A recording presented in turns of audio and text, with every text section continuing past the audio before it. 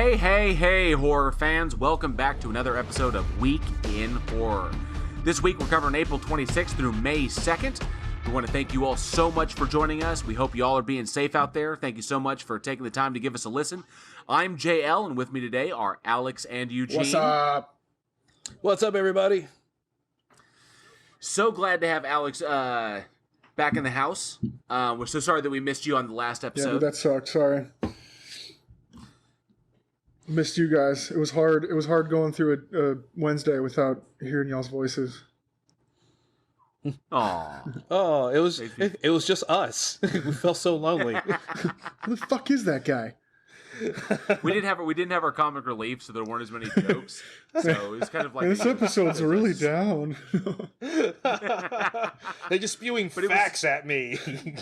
So factual. But it was a good episode. It was a good episode. You know, Tommy was really fun to have on. I hope we have him on again. He said he was kind of inspired by the work we did, seeing the process of how we produced the show, and so he was kind of inspired to kind of kick off his own podcast. So maybe he'll kick something off, and we'll see where he goes with that. That makes me feel good that we've gotten so collected now that we can inspire people. Because when we started this thing, it was just like we were running around in a room throwing shit at the walls and just seeing what stuck. And now we've kind of honed it into this schedule. I'd say an honest to God production at this point, because we have everything meted down. We've got everything scheduled out, over a month, months in advance. And it's just expanding slowly but surely. So it's really, really cool. I'm really happy with it. I'm glad we are inspiring people. Dude, that's the thing. Like, when we all started this, too, we were all so nervous. We had no idea what the fuck we were doing. We were just going off of, like, what we've heard. It was, seriously, that's what it was. We stumbled over something that we will probably never release unless somebody wants to go to our Patreon and donate, like $100. We'll give you the fucking first 2 episodes of our show, and you'll just be laughing at us. Because it was just... Oh my God, it was so bad. It was, oh my God. We were all nervous. You could hear it in our voices. We didn't really have everything cut and spliced exactly where it should have. It was terrible, but also fucking, we just went for it. It sucked. We sucked so bad. But, I mean, we still probably... No, I'm just kidding. But we're at a point now where we've kind of got this down. We've got a schedule. We get together. We talk about it. Now it's like a thing. So I guess what I'm trying to say is if you're out there listening and you want to get rolling into something, I've got a lot of friends that are like, I want to start a podcast, but I don't know what to do. Just fucking record some shit. Record it, put it out there if you want to or not. Listen to it back, have other people listen to it. We use feedback a lot to build where we're at. Just do it. Go for it. Hell, what are we, 30? Is this 31 episodes? This will be, episode 31. 31 episodes, which, I mean, isn't a lot compared to some of the other podcasts that are out there, with 400 or 500 episodes, but it's a fucking start. I know a lot of podcasts that don't even start publishing their stuff until episode 34, 35, because they don't feel like it, we just threw it out there. Shit, we've got over 1,000 followers now, and our listens are going up, and analytics look good, so, I mean, hey, go for it. Yeah, absolutely, kind of thing. It's the easiest time to ever start a podcast with all the websites and stuff like that. And everybody's stuck inside.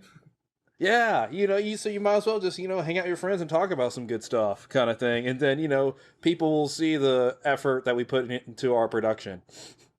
So, before we get kicking off, so this is something that was brought up to me. We have several listeners and who've just been binging the show.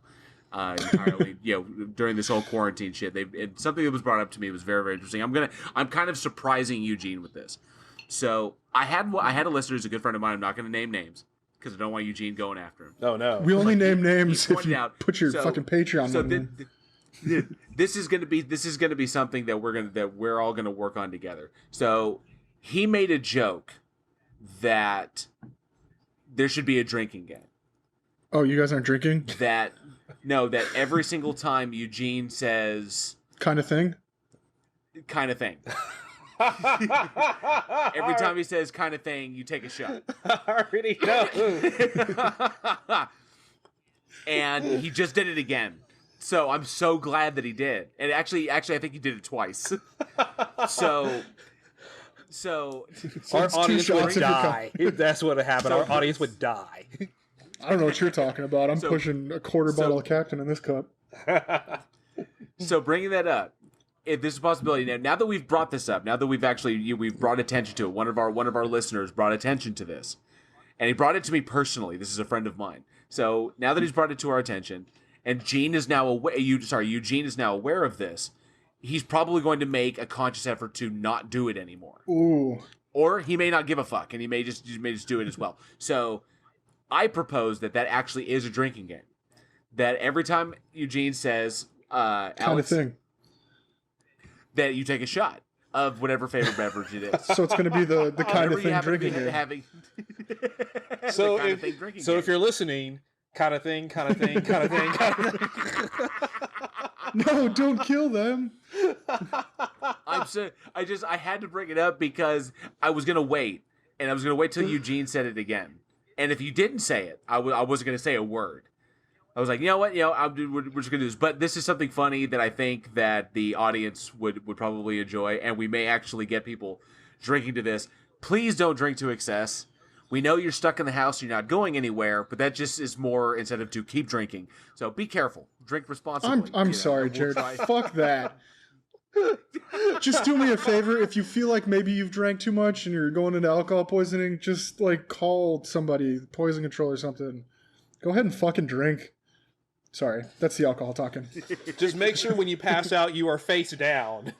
Or on your side. I mean, that works. Yeah, that works Yes, too. or if you are drinking with them, roll them onto their side. I've implemented the buddy system. I will text my fiance and my best friend when I'm really drunk, being like, hey, I'm really drunk.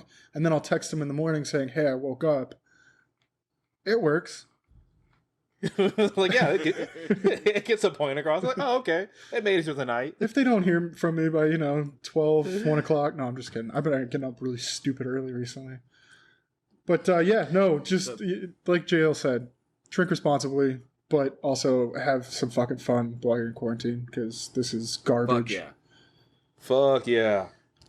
I'm probably going to be tallying here on the note. I'll be in my notes. I'll be tallying every time I hear it to see how many shots I'd be in. And if I surpass 10, then I'm fucking... Dude, if you can take 10 shots in the hour and 20 hour and a half we're talking, then, I mean, you can... We need to go to the bar together. That means you can hang. Yeah, they're buying.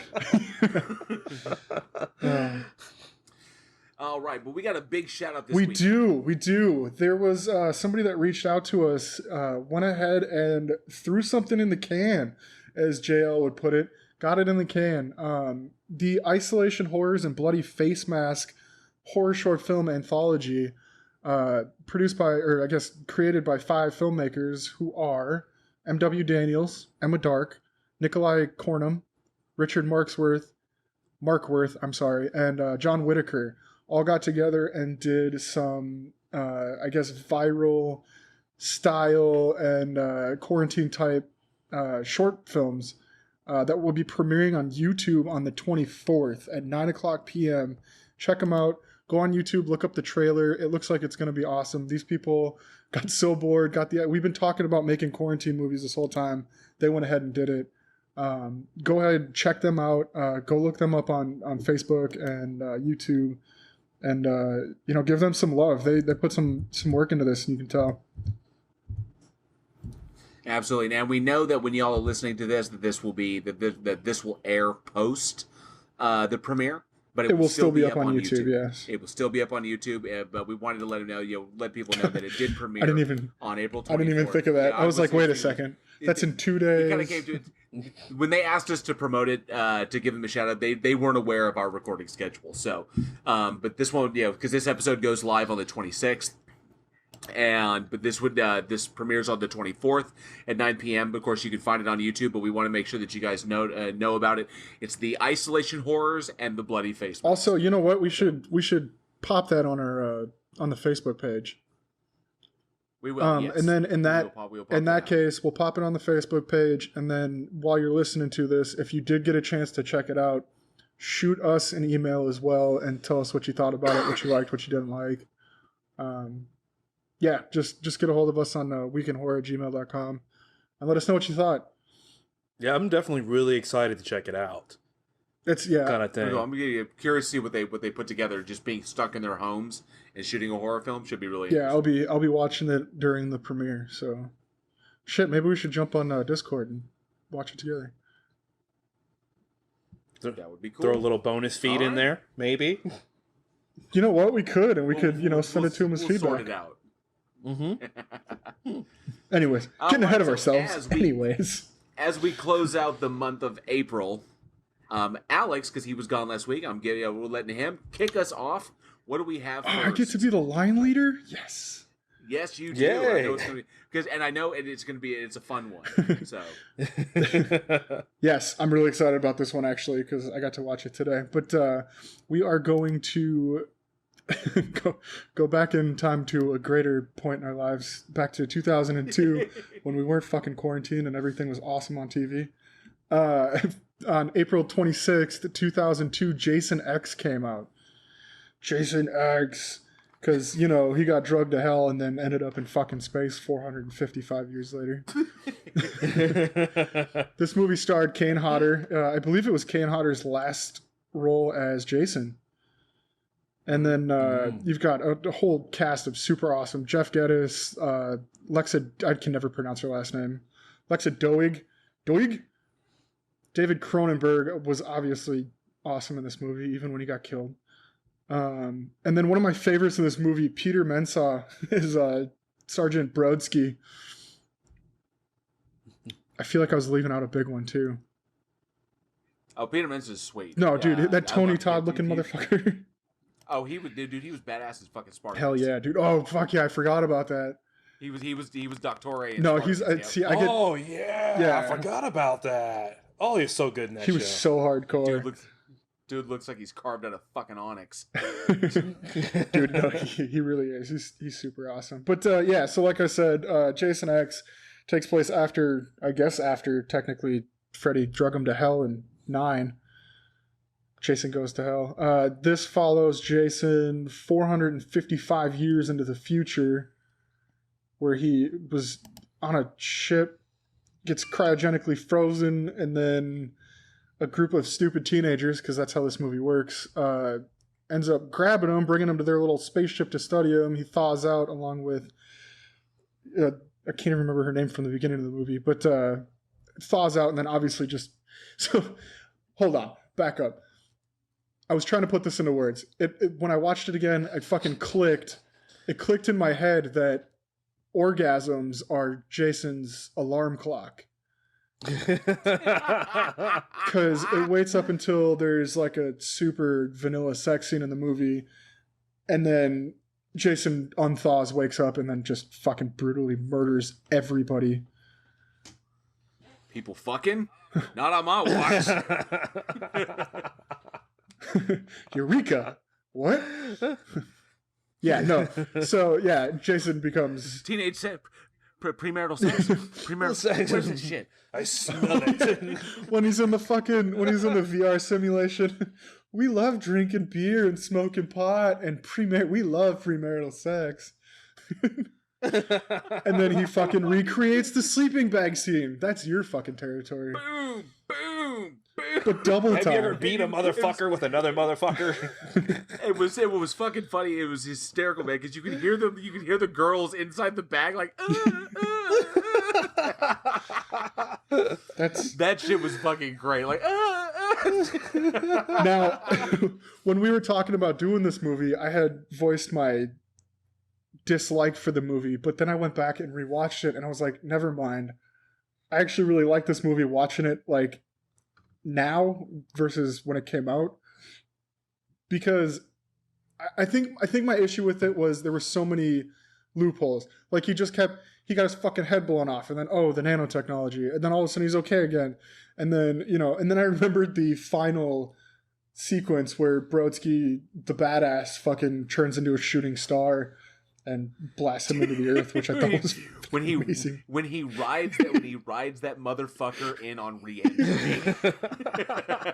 That dude was the fucking most badass in that movie for sure. And I'm sorry, before we get into anything about this movie, I want to know y'all's favorite kills. In Jason X. Oh, go ahead. I feel like JL will probably say the sleeping bag scene, so I have to go with the liquid nitrogen where he like freezes her head and then smashes her head, bashes her like, right face on open, the fucking table. like straight up T-1000 like style when it breaks apart. Yeah, okay. Unfortunately the sleeping bag scene is not a kill because those were holograms. So we didn't actually kill those girls. Yeah, technically it was Still fun to watch though. It was great to watch. It's fun as fuck to yes, it's hysterical to watch. But my absolute favorite, I don't necessarily call it a kill because it was when he was fighting the robot, when he's fighting the android. Oh, dude, that was a badass scene though. Exactly, and she's blasted, like that, and she does that whole thing where she's she's doing the flip, and then she blows him up. Then he falls on the table, and the nanites come out. He comes back, and he's uber Jason, and then the robot's like shooting him. She's like, "Oh, he's upgraded." And then she rolls up, and she does that whole thing where she runs up to kick him, and he just hits her one fucking time and takes her head clean the fuck off. And I was like, that shit was priceless. It just and then dude carries him around carries the fucking head around for the rest of the carries her fucking head around the entire the rest of the length of the film. And I just that shit caught me so off guard because he's just standing there just taking bullets like, what the fuck? Okay, he's like, okay, I guess I'm bulletproof now. He's just taking bullets and shit, just like doing the Kane Hodder chest breathing. And then she runs up on him, he's like, bang! hit that bitch one time. No weapon necessary. Probably his like the least effort he's ever put into a kill. It was just like he surprised himself with it. It was such a brilliant hallmark. There were so many hallmarks. Obviously, the sleeping bag kill is a throwback to 7, and the liquid nitrogen kill is a throwback to 6 when he smashed the chick's head through and you saw her face come through the side of the RV. Yeah. Okay, with that is one of my all-time favorite kills because you just thinking about how hard you'd have to do that, just boom, and then just like the side of the RV. I was like, fuck, dude. So, but the punch in the head was a throwback to 8. Okay, when the boxer, and it's arguably one of the best choreographed scenes. I love the scene; it's so brilliantly done. It's one of the redeeming things of Friday 8 was when the boxer is bare knuckle boxing Jason Voorhees on the rooftop. I forgot about that scene. And that dude is working him like nobody's business. Solid, and he's knocking him backwards, like boom, boom. But the guy gets gassed. He's hitting him with everything he can, and then eventually he's hitting Jason in the face. The dude's just like, whatever, just shrugging off his hits. And the bitch is like, go ahead, motherfucker, take your best shot. And he hit him one fucking time, and his head sailed off and banked and landed into the fucking dumpster. And I was like, God damn. Okay, so one of my favorites from that movie was when the dude, I can't even remember his fucking name in the movie now. I just watched it. Dude gets like booted off the catwalk and lands on the corkscrew, like the drill.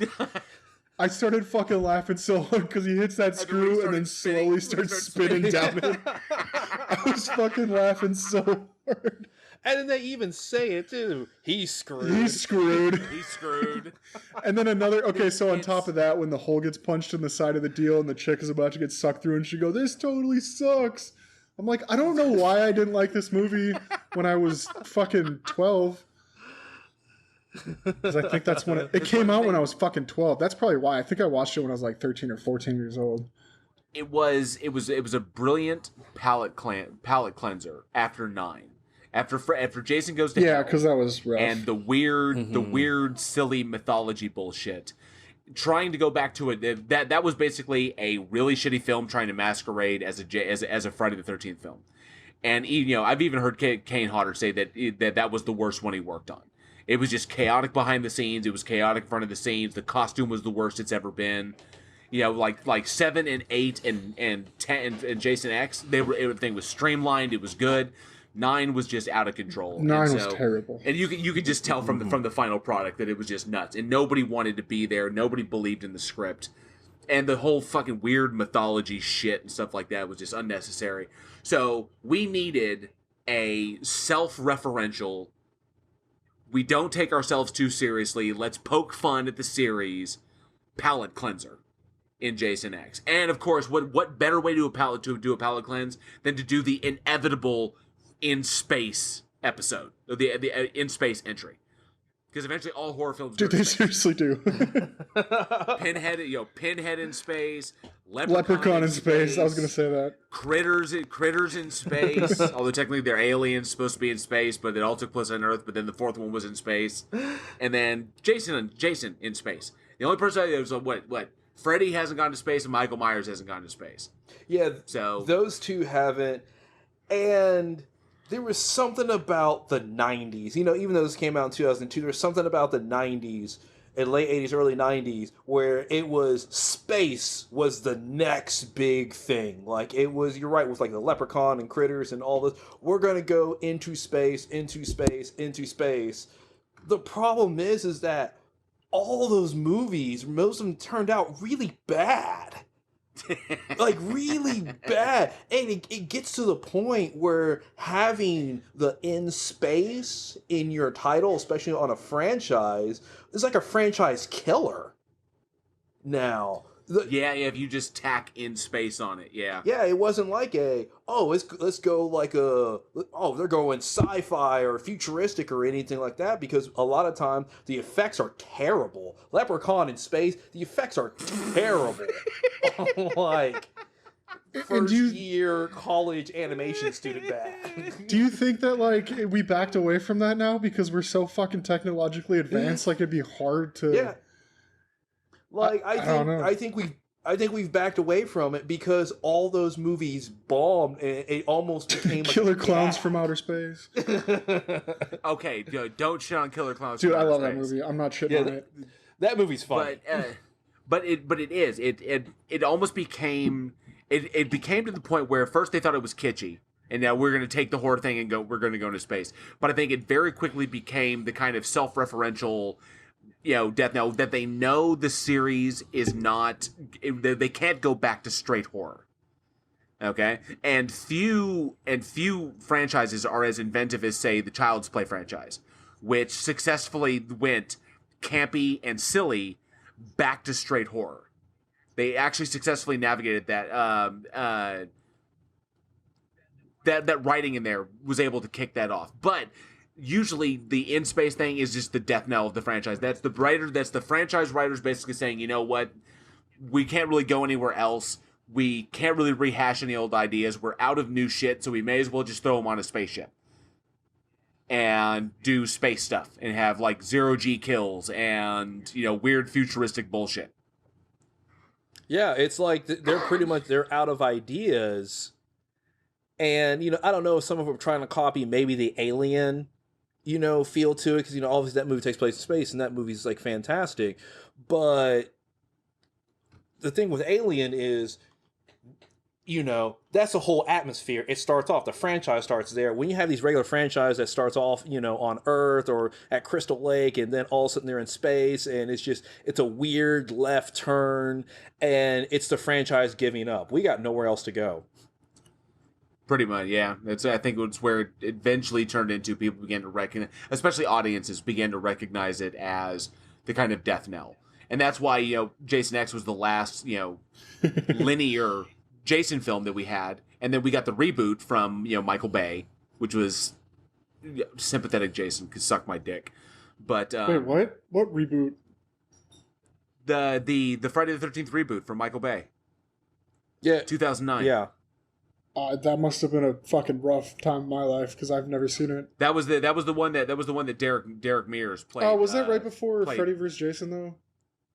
Yes. Oh, okay. Yeah. They released that. They released that because Freddy vs. Jason was still in development hell. Yeah, at the time, yeah. No, I remember. They were having trouble. They were having trouble landing that, and so in order to keep interest in the character, Freddy vs. Jason was in development hell. And Jason X was made to keep keep interest in the character going.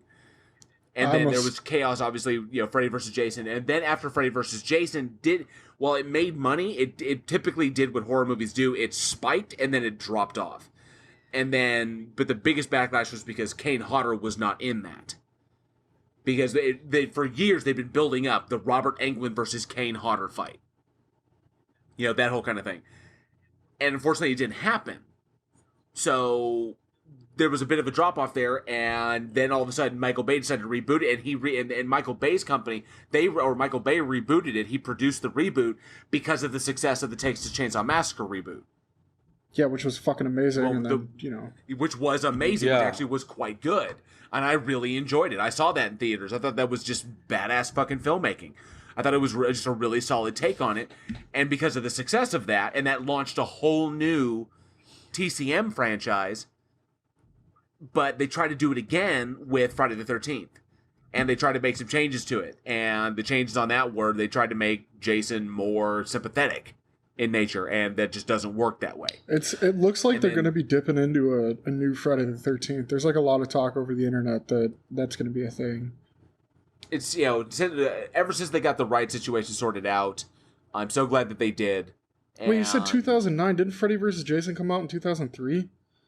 I thought it came out like in 03 or something. Yeah, it came out in 03. I was Uh, just thinking back. I was like, no, I remember who I was with at that time. Yeah, Jason X dropped, And and then then the next yeah. year Freddy vs. Jason dropped. That was Freddy vs. Jason dropped, and then with 6 years passed, and then we finally got the reboot. Well, they tried to reboot it to kick off a new franchise, but obviously no. Shit, But I don't think this I've is- ever seen that Friday the 13th. You're not. Yeah, mistaken. you're really not, and it suffers from what happens with a lot of these reboots. And this also happened with Freddy versus Jason. Is you get these directors that aren't fans of the franchise, and they don't understand what made the franchise as important. So to them, Kane Hodder is, oh well, he's just a guy that plays Jason, blah blah blah, whatever. I'll just get somebody else. It's no big deal. Well, Kane Hodder has those. A hardcore fan base that was looking forward to the fight, but the director, I think he had like a cliff notes on the entire Friday the 13th franchise. It was like, oh, okay, here's a 1-page summary of everything about it. And same thing with the reboot. They don't know why people like that franchise, and so they missed the mark. I'm sorry, was that that had Jared Padalecki in it, right? Yeah. The reboot Okay, had Jared okay. Padalecki, See, yeah. now I'm going back and forth like a fucking idiot. Yeah, no, I did see that one. That's the Caleb Gus Jason, right? That was Derek Mears. Yeah, but the kid in it was named Caleb Gus. There was like a whole thing around him when he was like the kid. I remember the movie now because it showed a lot of him as a kid, like the flashbacks. Yeah, where he's trying to go find his sister. We're talking about Clay. No, Jared Padalecki was Clay. Yeah, no. The kid was Caleb Gus. There was like I remember there was a whole thing behind it. I had looked into it. That was like one of the biggest things. I remember now. Are you talking about the whole opening? Yeah, sequence yeah. When they're all the campfire. Yeah, where the kid. Yeah. Because they went out there looking for a weed crop growing up Yeah. there. Okay. No, I remember that whole movie now. Yeah, it was nothing to shake a stick at. See, it had some decent cinematography. It was good. Yeah, I mean, it was some- definitely a well-produced film. It just didn't. The story wasn't. The opening was strong, stringing the girl up in the sleeping bag and setting her on fire to use her as a distraction to get everybody else. It made Jason a bit smarter and more tactical because it kind of grounded him a little bit more in reality. Just in that there's an insane deformed hobo person that's out there killing people in the woods. Right, and then we were in 2009 can't- at that point too, where it was like films are really starting to get.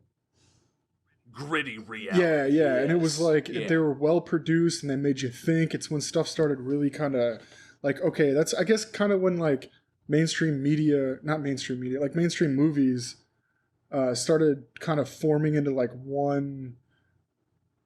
It was like that's kind of what separated like indie films and like blockbusters was kind of that time period.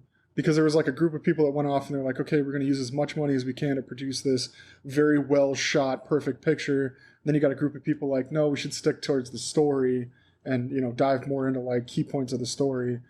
And I remember that exact time in my life. It's super weird, but yeah, I don't know. That Friday the 13th I was always intensely bummed because Jason X being the last time we saw Kane Hodder in the role. I miss that guy. And I know that, and I felt so bad because that I don't know how many of our listeners, are familiar with all of the details of the story and that, and even now we still, now in 2020, we still don't have all of the details of what, specifically what went down. What we know is that the lead up to Freddy versus Jason was Robert Englund versus Kane Hodder. The two characters who were the best. Obviously Robert Englund is Freddy Krueger. Kane Hodder was the best Jason out of all of them. Fuck that. Switch the roles. See what happens. Yeah, I don't give a fuck what Ari says, but it was billed as that these two titans were going to come together and be in this movie together, and Robert Englund was looking forward to it. They'd worked together in the past. They really wanted to work together again and actually do this sweet fight stuff. And then all of a sudden, Kane stopped hearing about it. He looked into it, and then they eventually ended up casting. I think it was Krueger. Was it? Yeah, no, that sounds right. Or, was it? I just want to double check the name because there's two huge. Yeah, Ken Krueger. So they ended up casting Ken Krueger, who's a big motherfucker. And the reason Ronnie Yu cast him was because he said he wanted a really big guy to really showcase Jason versus the much smaller Robert Englund. So he wanted a dude who towered over Robert Englund because in reality, Kane Hodder is only slightly taller than Robert Englund. So he wanted a dude who would to really emphasize the size difference between the two. And then I just watched this fucked up interview that pretty much showed that Ronnie Yu had no concept of what Friday the 13th was. He was a director from overseas. He did not know the character. He wasn't familiar with it. And what he understood, he was undead. He walked around. He never ran, and he killed people. So Ken Krueger took that to be, he was like Frankenstein.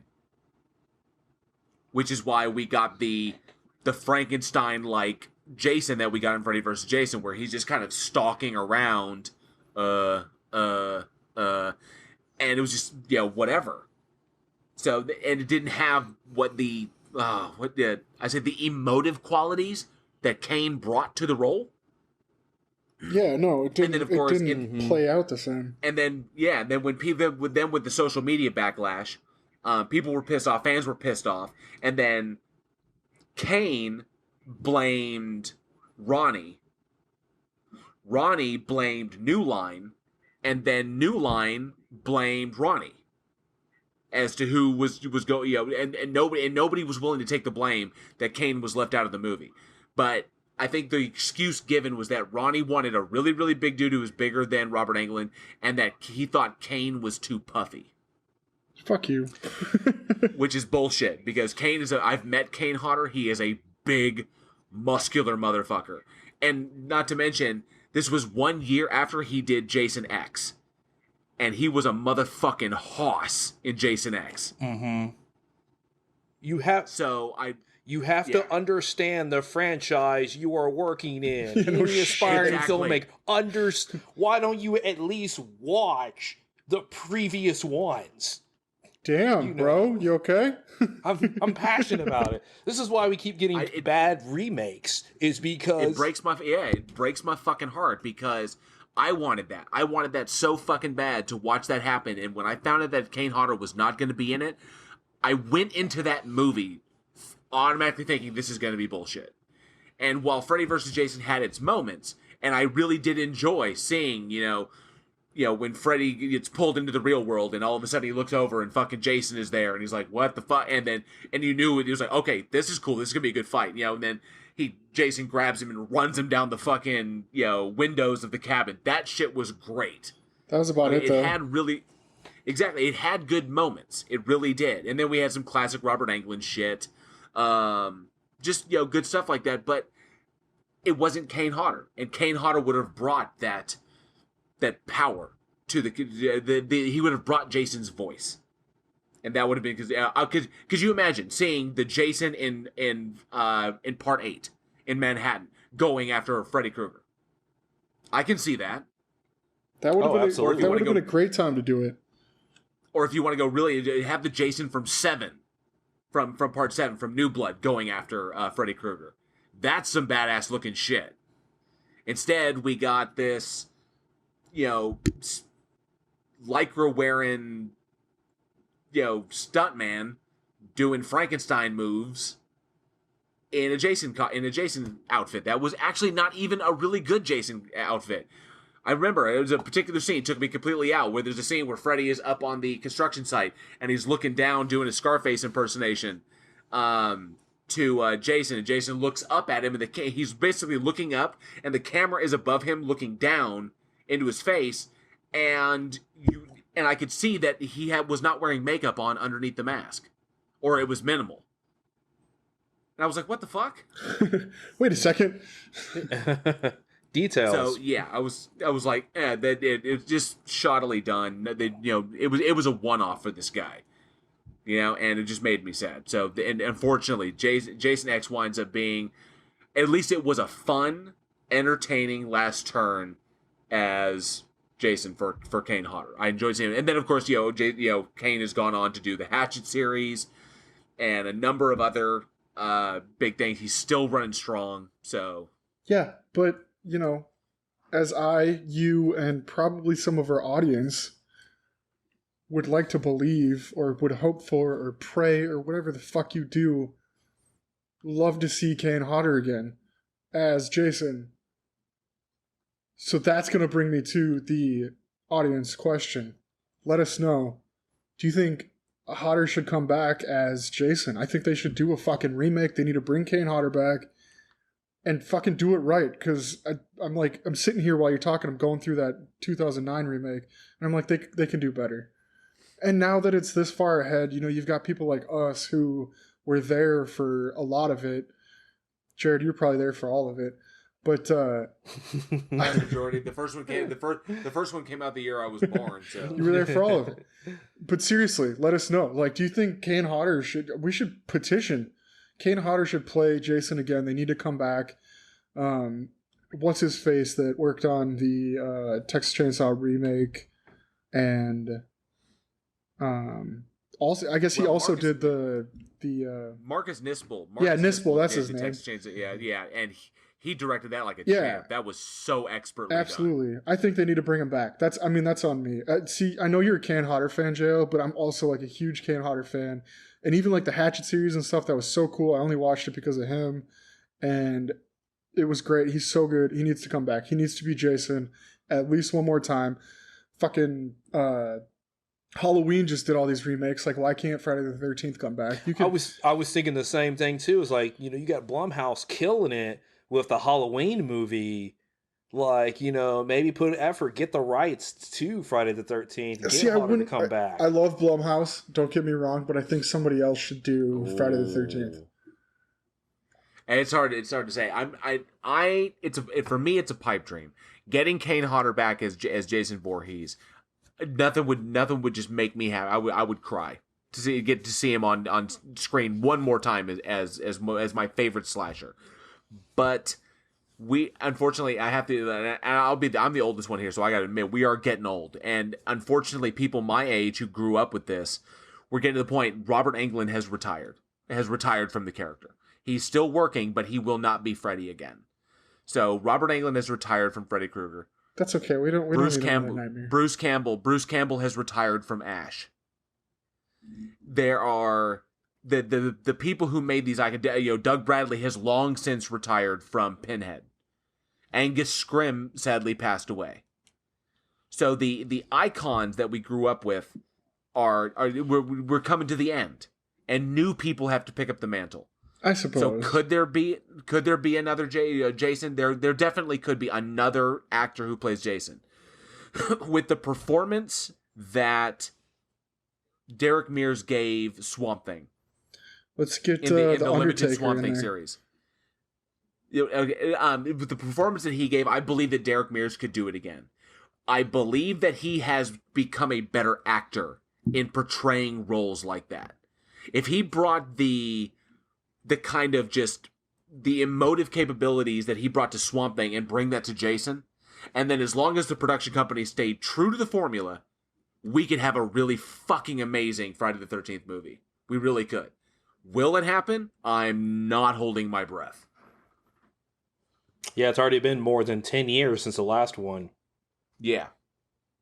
And I've heard nothing.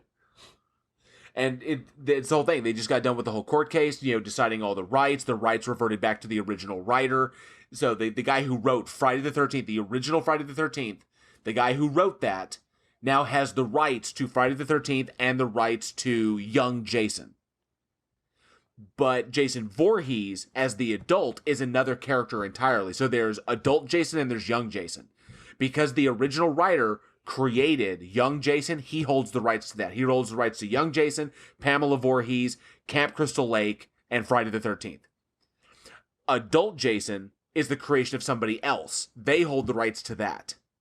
So there is, and they just got done in court trying, it took years to try and settle all this bullshit. That's why we got the Friday the 13th game, like the video game, the downloadable game that came out on Xbox Live Arcade is where I played it. We got that game, but then they stopped making content for it. There was no more downloadable content because of the lawsuit. Because they couldn't determine where the money was going to go. Fucking lawyers. So all this, exactly. So that game stopped, and that was the last we fucking heard about it. And who knows if we're going to get one. Now that the dust has settled and everybody's got their piece of the pie, the question is, could we come together to do this again? Because I know that people were still, fans were butthurt that Jason, which originally was a Paramount IP, it kind of, New Line bought it, and New Line was the house that Freddy built. Yes. So people were kind of hurt that Jason kind of invaded that territory. But hey, man, if you want to keep them under one roof, that's all good. So I guess we'll find out. And it just occurred to me. Yeah, Tony Todd. Tony Todd's getting up there in age. He will not be Candyman again. We're getting a new Candyman as well. So remember that. So yeah. I didn't even think about it. Kane Hodder's probably what, 65 now? I think so. No. He just had a birthday. Last this month. Yeah, because we talked about him recently. No, 40, 45. Yeah, 65. He was born in 55. Damn. Yep, his birthday was back on the 8th. Shit, son. And he's still a beast. I was going to say, I hope I look that good at 65. Yeah. Mm-hmm. He's a badass, so who knows? Maybe we will, maybe we won't. I'm not holding my breath. Well, shit. Audience, let us know. You think Hodder's going to be Jason again? Mm-hmm. weekendhorror@gmail.com. Please talk to us. we're so lonely. We love talking to you guys. All right. Moving on from a great movie to a great movie? Eugene? From a great movie to a 1963? To a movie? A movie. Yes, a movie. Shit, that's going to be the title of our first movie. A movie.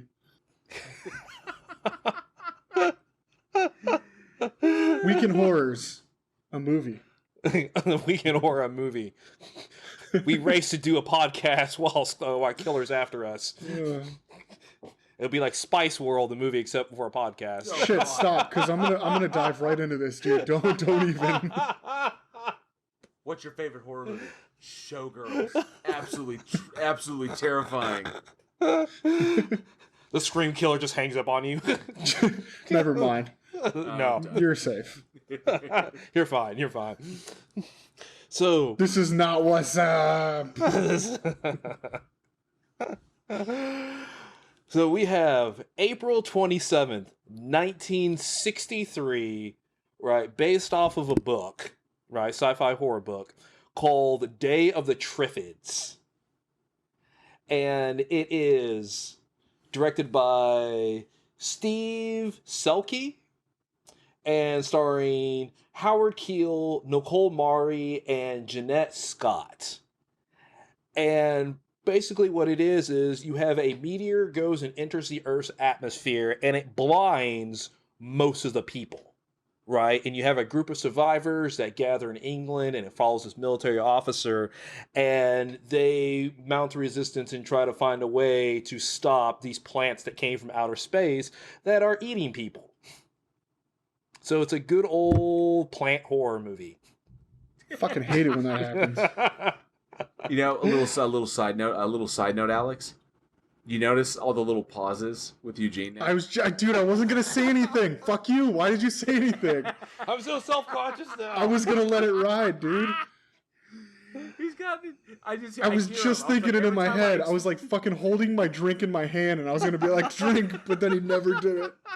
I keep trying to think like, don't say it, don't say it, don't say it, don't say it. So I'll just pause.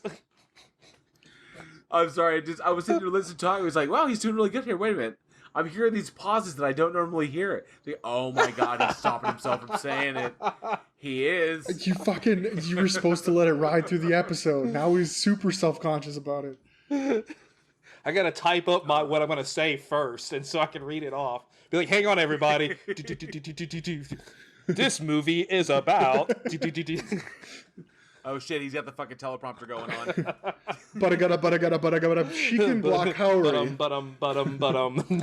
Now, I don't want to shit on Day of the Triffids. I actually happen to like this movie. No, I'm still mad at you for breaking the drinking game. I'm sorry. All right, anybody listening, since JL fucked it up, drink. So every time JL fucks it up, drink.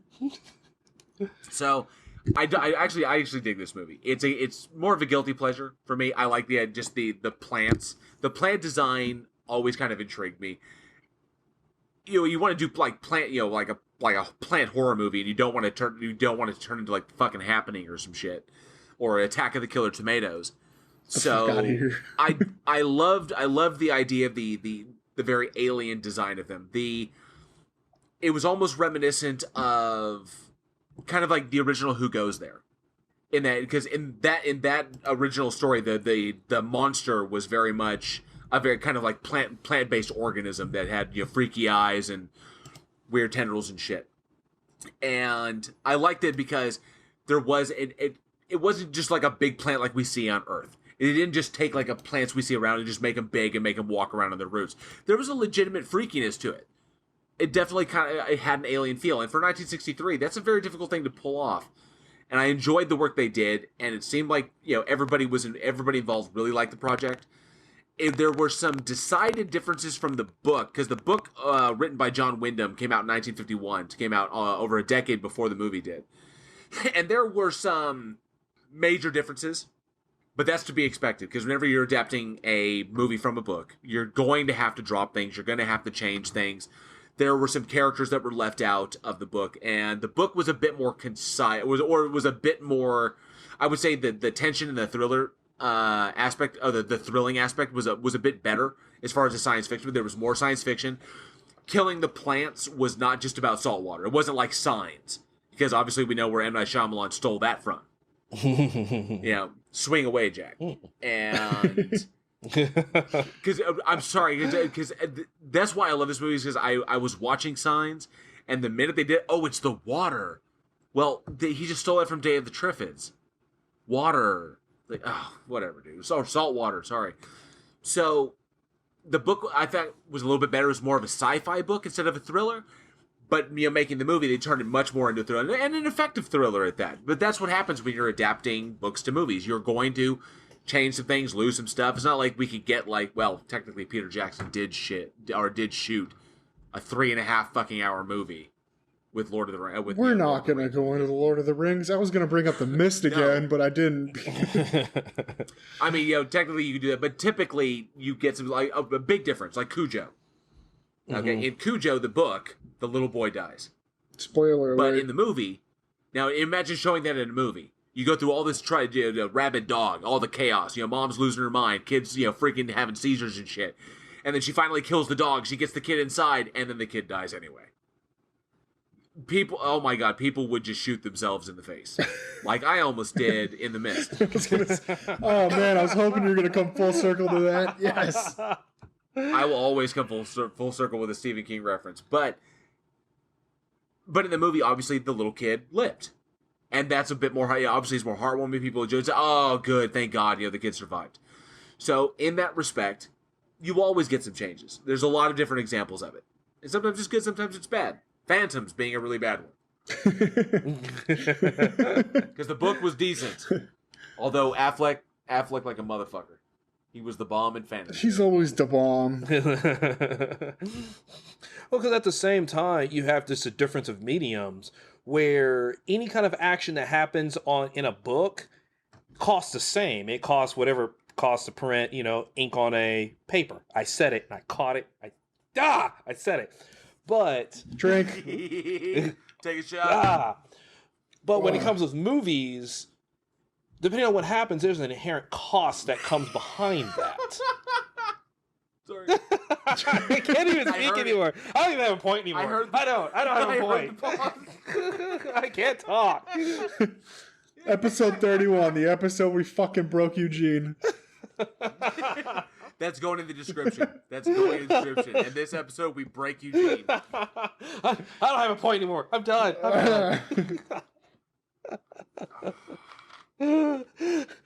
Movies are more expensive to make. That was my point. Yes. No, you're gonna lose Eugene. Keep talking. That's interesting. I'll give him that, because I actually wasn't thinking about it in that respect. Is that you have to look at it, because obviously you've seen the difference between a novelization, you've seen the difference between a novel, and you see the difference, the novel and the screenplay. And typically in filmmaking, for our listeners who don't know, when you are reading a screenplay, the industry standard is that 1 page is 1 minute of action. So if you have 140 pages, it's going to be 140 minutes. So you imagine scripts like, scripts for movies, like the script for Interstellar was fucking huge, because each page is typically a minute. God damn it. I just imagine the script being dropped in front of, oh my God. I think I had too many. The fuck is his name? All right. Matthew McConaughey. Yeah, a script was dropped in front of Matthew McConaughey. How much money? 18 million? All right. I was imagining a different way. They drop the script, and it's like, boom. He's like, all right. But it does. And if you look at it from that respect, there could be a couple of paragraphs. Just a couple of paragraphs in a novel. And what you just digested in those 2 paragraphs, that could be 10 minutes at least, of screen time. Mm-hmm. Or even more. That could be 20 minutes of screen time, depending on what's going on. And then you look at it from a director standpoint, with camera angles and establishing shots, transition shots, and close-ups and wides, and doing all that shit. And then of course lighting it, sound, and all the people that go into it. It's an enormous undertaking to adapt it and try to do it faithfully, which is probably why the Lord of the Rings movies cost so much fucking money, because New Line basically opened up the bank account and just told Peter Jackson to go hog wild, which is why we have a 3.5 hour cut of the first movie. Well, yeah. And I was actually watching some behind the scenes from Cabin in the Woods, and they're talking about how, there's a line that says, all hell goes loose, where they press a button and let all the creatures out. The script said, all hell breaks loose. And that was it.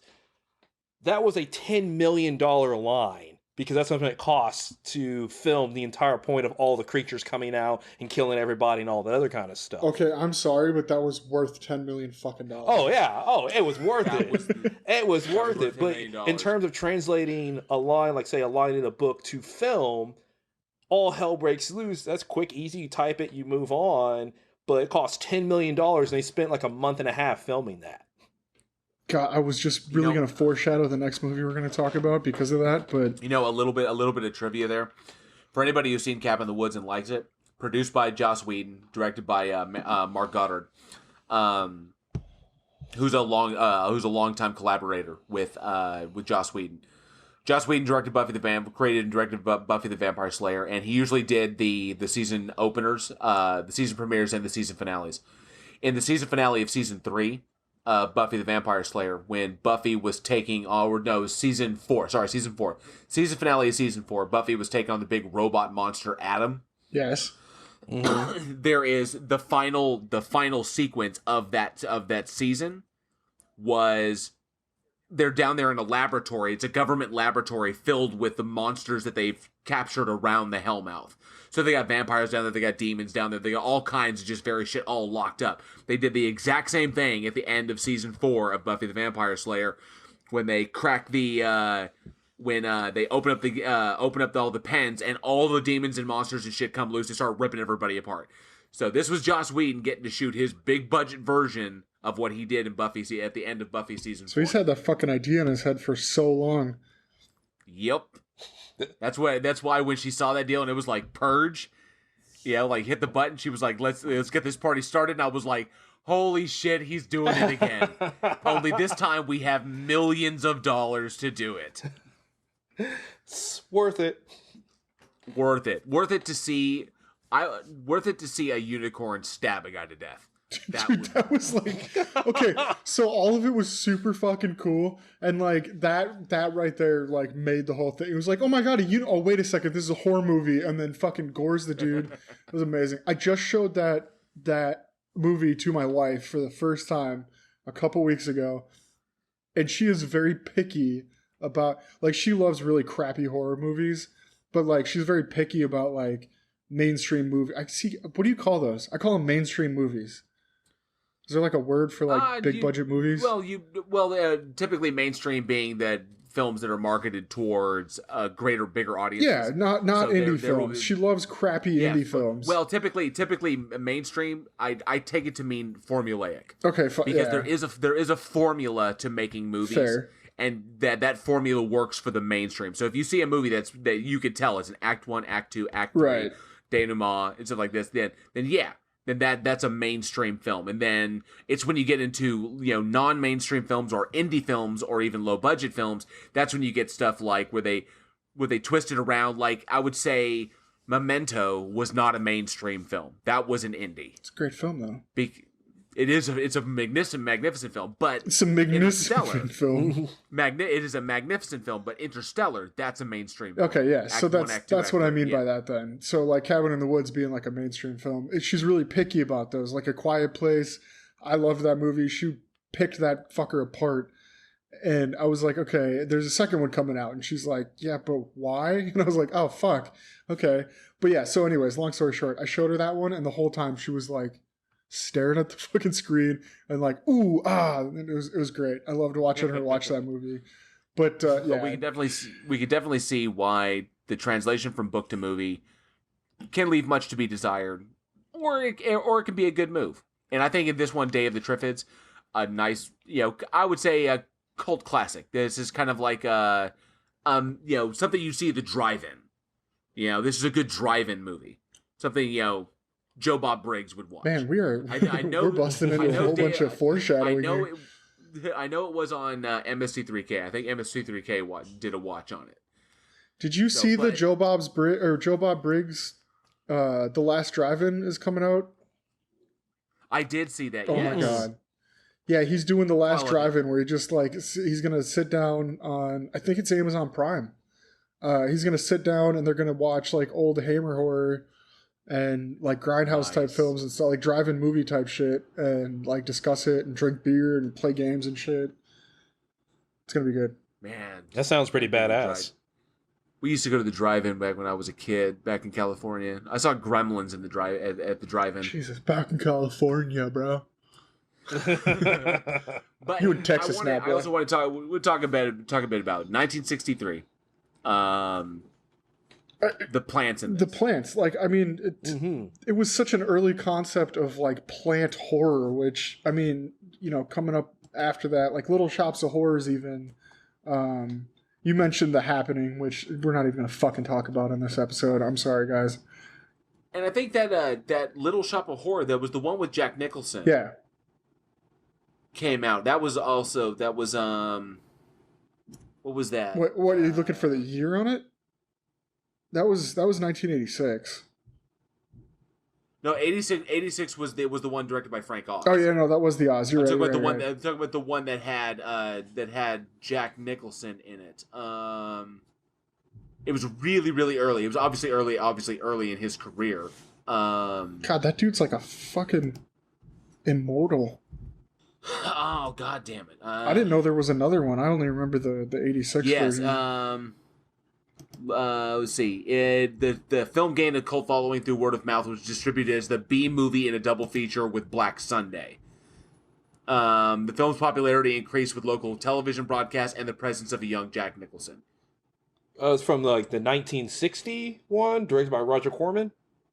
Yeah. We are really up to date on our Little Shops of Horror knowledge today. Yes, it was. Yeah. Okay.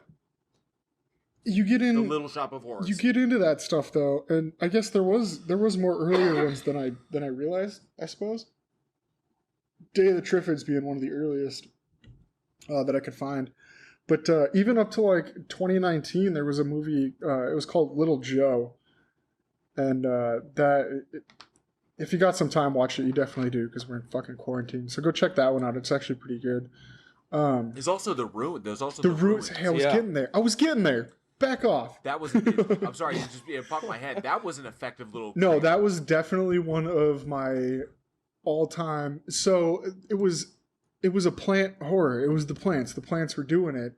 Now, The Happening sucked because it was The Happening, but then you got the same year The Ruins came out, and I saw that one, and like, even though it's not super scary, like the plants weren't, they did the little jingly hissy thingy, and you knew like somebody was going to get fucked up by a plant.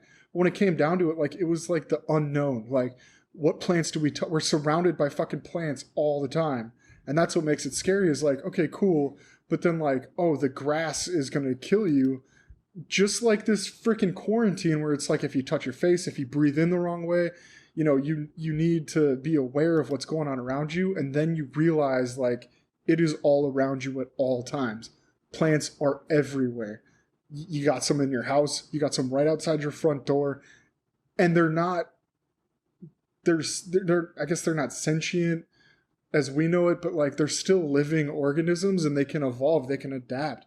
And if the Earth wanted to like reclaim Earth, if the Earth somehow figured out that humans were the problem, it wouldn't take more than a day for it would take some time for these plants to evolve, but they figure it out. You've got stuff like the Venus flytrap. That's like a huge thing in horror, where you got the Venus flytrap, or like, I mean, you can like look at stuff like Jumanji with the giant, but there are carnivorous plants. They have adapted to eat flesh, and it probably wouldn't take very long for the Earth to figure out that humans were an issue, and then they could all adapt. So I mean, like, it's very possible, and it's a creeping horror, and it's not traditional, so it's kind of even more off. It makes you think real hard, like, fuck, man, we piss these plants off enough, we gas them enough, we put enough shit into the air, they could probably Agent Orange. They could probably do something.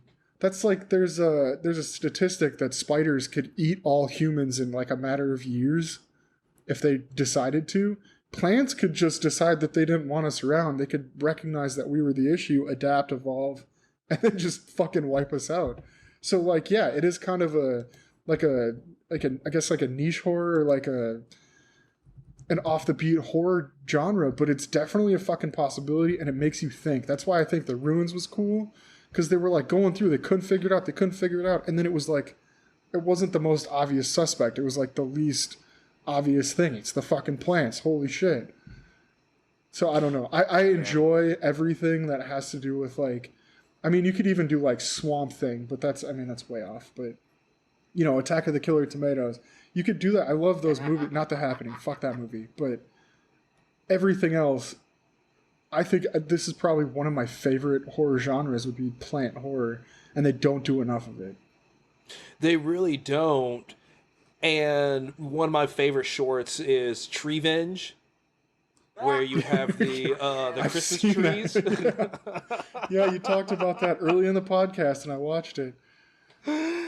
Well, back because it's Christmas. It's a Christmas short, and the Christmas trees that are all cut down to decorate people's homes decide to take revenge, and so that shit was fun. I think Eugene, wasn't it you that introduced me to that? Yeah, it was. Yeah, he talked about it. A professor showed me that a couple of years ago, and it was made in 2008, but they've made it look like the 80s, like the whole 80s, and the feel, the slasher, and everything like that. And it's fantastic. These trees are brutal because it's something like you don't think about. You're like, oh, we're just going to go cut it down, set it up, and not to think that, that's a corpse of a thing that's there. Two of the fucking tree snatches just in the living room, just fucking grabs. When the tree throws a dead cat, That is my favorite moment. They're running out, and it kills a cat and throws it at them. When it slings the fucking star off his head, and it's like, what? It takes the dude out. The shit was fucking great. Oh, it's amazing. Hey, did you guys ever see, this is kind of, I guess it's technically plant related. Did you ever see Shrooms? Yes. Oh my God. Yes. By far, if anybody is ever like talking about like, I've recommended this movie to so many people. If you want to take a fucking trip without taking drugs, watch the movie Shrooms. And it falls into the plant-based thing because, like, obviously something was tainted or whatever. But, yeah, no, dude, that's one of my absolute favorite movies. Sorry, but back to the Christmas trees killing people. When they go outside, there's the fucking trees running around outside the houses. It's fucking great. That was my shit, favorite man. part. There's a bunch of good ones. There really is. For those who haven't seen it, Triffids is on YouTube. Oh, dude, go watch it. Yeah, go check it out. It's like 10 minutes It's a long short or something film. like that. Yeah, just go fucking watch it. Oh, my God. When I was doing research into this, Invasion of the Body Snatchers came up, and I could not figure out why, and then I remembered the movie. Oh, pod. Oh, yeah. The pod people, yeah, that's Pods, yeah. So, we've talked about a lot of our favorite kind of killer plants out there, and we want to ask the audience, what is your favorite killer plant? Is it the Triffids? Is it the Feed Me Seymour from Little Shop of Horrors? Or Audrey 2. Audrey 2? Or, The Happening? Don't even. What? Oh, No. no, it's a breeze. Oh, it's a killer breeze. So out of all those, what is your favorite killer plant? I'm going to have to go with the scary flowers from the ruins. What?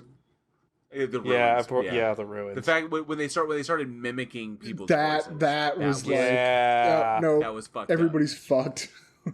Hey, Sorry. When they start mimicking the sounds of her having sex in order to turn the girls against each other, in order to create conflict, so that one of them might accidentally, get killed or get injured. That was that. I was like, oh, okay, we're on another level. that movie had some brutal somewhere. moments. Yeah. Yeah, the breaking they had to sever the leg. Oh, dude, yeah, dude. Oh, that was yeah. Yeah. God. Ah. Gnarly. I was questioning recently why I'm so desensitized to just brutal shit, and I'm starting to understand. Watched a lot of fucked up movies, man. Thinking about it, yeah. But anyways, segue. Man, we all went somewhere there. Yeah, we all went to a dark place for a moment, and it's just silence. All right, so Of the land. of the shut up, shut up. All right, JL, what do we got next? Yes, I'll be happy to pick it up and take it on from there. This one is another personal favorite of mine. April 27th, 2012, psychological horror film called The Raven. Ooh. And I enjoy this film, directed by James McTeague and written by Ben Livingston and Hannah Shakespeare, starring John Cusack as Edgar Allan Poe, Alice Eve, Brendan Gleeson, and Luke Evans, all of which, fantastic actors. This movie did not get as much credit as it should have. I really love this movie. That I'm also a big fan of Edgar Allan Poe, and the film follows a kind of fictionalized account of Edgar Allan Poe's last days. Because those that are familiar with the horror of the Master of the Macabre, Edgar died on a park bench, or was found dying on a park bench and wildly muttering the name Reynolds, and he was taken to a doctor where he passed away, saying Reynolds, his name is Reynolds. And no one understood what it meant. No one understood what had happened to him. There are dozens of theories about his death. Well, The Raven cooks up a very, very decent story as to what may have happened in Edgar Allan Poe's final days, as a serial killer begins to plague the city of Baltimore, and his kills mirror the works of Edgar Allan Poe's darkest and most bloody stories. Okay, the pendulum part was like one of the most Yeah, Pit and the Pendulum, the Cask of Amontillado. I'm Are you playing your own fucking drinking game over there, JL, or what? I'm tripping over my fucking tongue tonight. I don't know what it is. But so I'm getting all the fucked up words. Thank you very much. It's macabre. Macabre. And that's what I really, really dig. While the movie plays as a psychological horror, and John Cusack sells this thing like a motherfucker. Dude, He really, one of his does. best fucking roles. I thought he was a brilliant performance, almost as good as he was in 14. Okay, I was gonna say, is it 1805, 1906? Yeah. What the fuck is the number? He was magnificent in 1408. Yes. And I've seen him do. Obviously, I've loved. I can forgive 2012, but John Cusack is just a supremely talented actor, and getting to see him put this character to work. I don't think I've seen a film that went I would say a project that went so far into making Poe as real as possible. Where I've seen characterizations of Poe, facsimiles, where they take the most extreme aspects of Poe and turn it into a caricature. But this felt like the man, doing his best to carve out a living as a fucking writer in 1800s Baltimore. Fuck. They could have cast a lot of people as Edgar Allan Poe in this movie, but it wouldn't have hit the way that it did without Cusack in this. Absolutely. And everyone brought their A game. I'm a huge fan of Brendan Gleeson. Yes. Mm-hmm. Yes. I've loved him in all the things he's been. I loved him in Braveheart. He was 28 Days Later. He was the dad in 28 Days Later. Yes. Such a fantastic actor. And of course, Luke Evans. And Luke Evans, we just celebrated his birthday a little bit ago. He was the police detective who was investigating the murders and dragged Edgar into this shit. What I love most about this movie is it walks the fine line between horror and the macabre. Dude, it really does. You come into a movie, and watching this movie, it's hard. That's you put it. It walks the line of a horror and macabre, but you think is it a thriller? Is it a mystery? It's all of it. And you say the line between horror and macabre. Macabre being more murder and like less. Horror is going to be paranormal, grotesque, people getting their arms ripped off. But then you get into this movie and it's like legitimate murders, and it follows like with the Edgar Allan Poe always walked that line between horror and macabre, always, with everything that ever came into it. Like the pendulum, that's why I specifically pointed this out, was because the pendulum part of the Raven, that could be horror, but it falls directly under it's so hard. This line is so thin in this movie, and that's why I love it. And Cusack, that's why I brought that up too. Cusack made the difference in that. You could have had, I'm trying to think of somebody that you could have put in there. I honestly can't think of it. I can't either. That. You could put a lot of people in there that would have made it a horror movie, though. That's the thing. You could put a ton of people in there that would have made a caricature of it. Right. It would have been played on. They could have made it a scarier version, but then you put Cusack in there, and he is dedicated to this role, and that's what makes it more macabre than horror. Is he's following the way that he acts in the situations and the way that he is taking each part of it so personally. I don't know. I was blown away. I honestly didn't watch this movie until recently, and I was blown away with Cusack's performance in this because he keeps it on that line. He keeps it up to the mystery murder part of it, which is more macabre. You've got people that, they've just got their throat slit or stabbed or shot or whatever, as opposed to like being ripped apart. And I know that's like the storyline. They're following his stories, but they could have easily made it into a horror movie with Edgar Allan Poe's stories, but they kept it so true to Poe's style of making you feel dark and gothic and ominous. I think, and obviously the setting of Baltimore in the 1800s, cobblestone streets. I mean, that just comes off gothic. Oh yeah, of course. That worked. That plays into it. Of course, the weather in Baltimore is typically terrible, but I think that opening scene with the first victim scene, the first murder scene, when the cops bust in and the window is nailed shut and the door was locked from the inside and the people who are in the room are missing and there was a terrible scream and they come in and it's like, what is going on? And they're looking around and then all of a sudden they find that there's a secret spot that opens the window when you hit it. Yeah. But you'd only know it if you were like looking for it. Okay, and then all of a sudden you see you hear like something move in the chimney, and then the fucking arm flops out, and it's just the arm, and you wonder that's a very small chimney. So you have the idea. So Macabre leaves it to the imagination. Yeah, absolutely. And I think you don't have to show all the gore. Exactly, it translates very well to film because it's almost like Steven Spielberg's. What you don't see is scarier. You don't see the shark, so it's far more terrifying because you don't see it. And, of course, in this, the Macabre, your imagination runs wild. You imagine, what did the killer have to do to pull this exactly. off?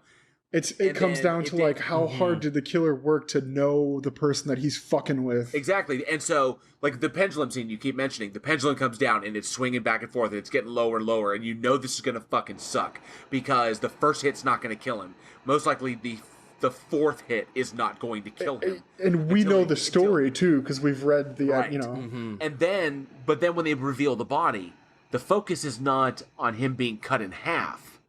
The focus is on his face as he was dying. Right. The focus is there on the look that is frozen there at the point of his death.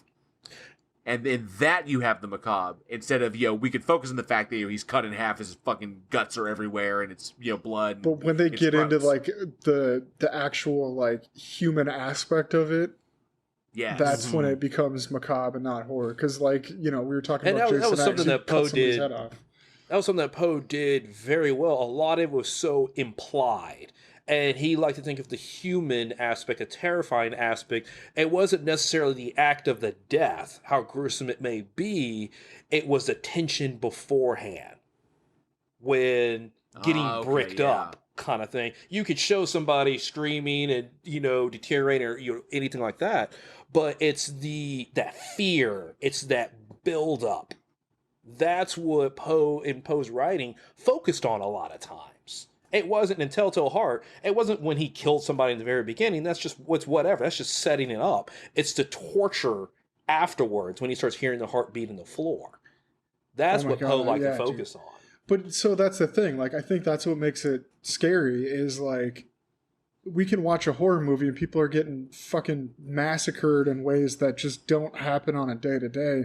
But then you get into this aspect where it's like, okay, but how would I feel in that situation? Like, what if I was in that situation? And then you really start thinking about, like, your mortality. And that's what Poe did, was focus bringing out your own mortality to make you think about your own mortality. What was the line? What was the line? It was, I believe God put a spark of genius in him and quenched it in misery. Yeah.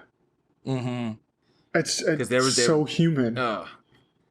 And considering the mysterious events that led up to his death, I know there are so many theories as to what went down that it's so unknown, because at the time Eugene, he was dirt ass poor, he was deeply alcoholic, and I think he was popping pills too. Oh yeah. And he was only 40 years old.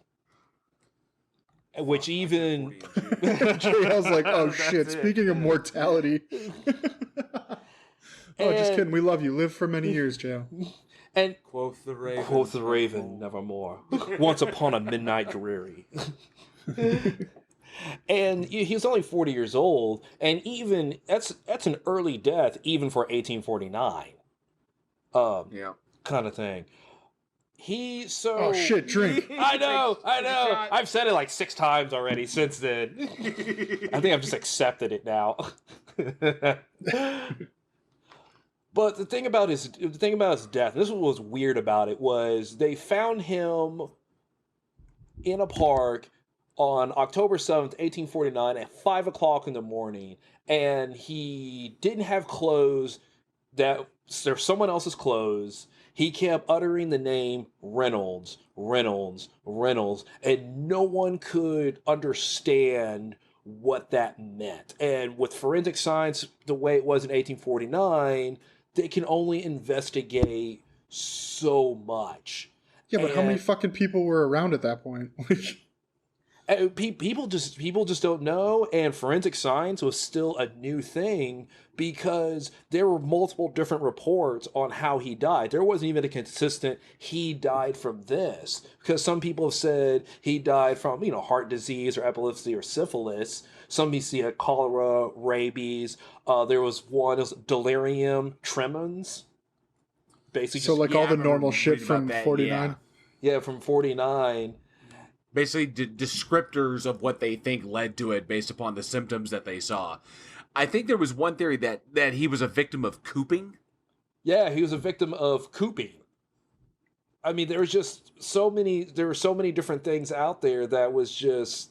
So there were for those in our audience who are not familiar with the term, cooping was a strategy utilized by people who were running elections, where they would, through violence and rough coercion, would force people to vote multiple times, and sometimes would beat people up or, pretty much torture them just to keep them going. And that he was delirious from having this happen to him. That was a possible theory, because there was an election going on at the time, and that election runners may have grabbed him, not recognizing who he was in his in his lowly state. And he may have been a victim. They might have mistaken him for a homeless person, and they cooped him, and that's what happened to him. So that's a theory. What you're saying is the government has always been fucking corrupt? That's another one. I was going to say something along the lines of they're trying to pin something on his death that probably didn't have anything to do with his death. Never mind. We're not getting into COVID right now. Yeah, one of the big things was, at the time, death by alcoholism was considered real disreputable. So you didn't want to say, "Oh, someone drank themselves to death." So they would a lot of times come up with. He couldn't hang. Yeah, no. He would have congestion of the brain, cerebral inflammation. They'll come up with stuff like that. Yeah. Oh, it's such a shame what his rival Griswold, fucking Griswold, did after his death, which is pretty fucked up. Having secured himself as the executor of his estate and trashed him in the paper and just annihilated his character after the fact. It was such a shame what happened to him. Then again, we remember Poe, and we don't really remember Griswold unless you're kind of into that style of literary action. But I guess he lived as he died. He wrote what he knew, and we got to tip our hats to that, because his work has inspired virtually every person we've ever talked about on this podcast. Yep. Yeah, I don't know about you, but I was gifted. See, I say I don't know about you. That doesn't even make sense. I was gifted when I was younger. My uncle gave me a book of. It was actually 2 books of all of his work. And I was young. I was probably, 12 or 13 when I got those. And my mom was like, "What? No, you can't get..." And so then, they were snuck away. And then he ended up giving them to me, under the table later in the day. And I read every single story that he ever wrote. And like you said, it's so many things are influenced by his writing, and just to know the story that he was never really successful. He was always kind of this just lowly, like you said, probably confused for a homeless dude, scraggly. Yeah. It was so genius, but he was so ahead of his time. There might not ever be a time where his work would even be appreciated, because it's so good that it'll never die. It stands the test of time that people today are still in school learning about it. We talk about The Raven, Telltale Horror, Annabelle Lee, Fall of the House of Usher, all these other pieces. And compared to a lot of other writers, he didn't write very much. Other than his short stories and his poetry, he didn't write that much, but all of them are good. Oh, we still gotta give credit. You know, the one that still gets me every single time I read it. The sweet Lenore hath gone before, with hope that flew beside, leaving thee wild for the dear child that should have been thy bride. It's Lenore. That's a haunting poem.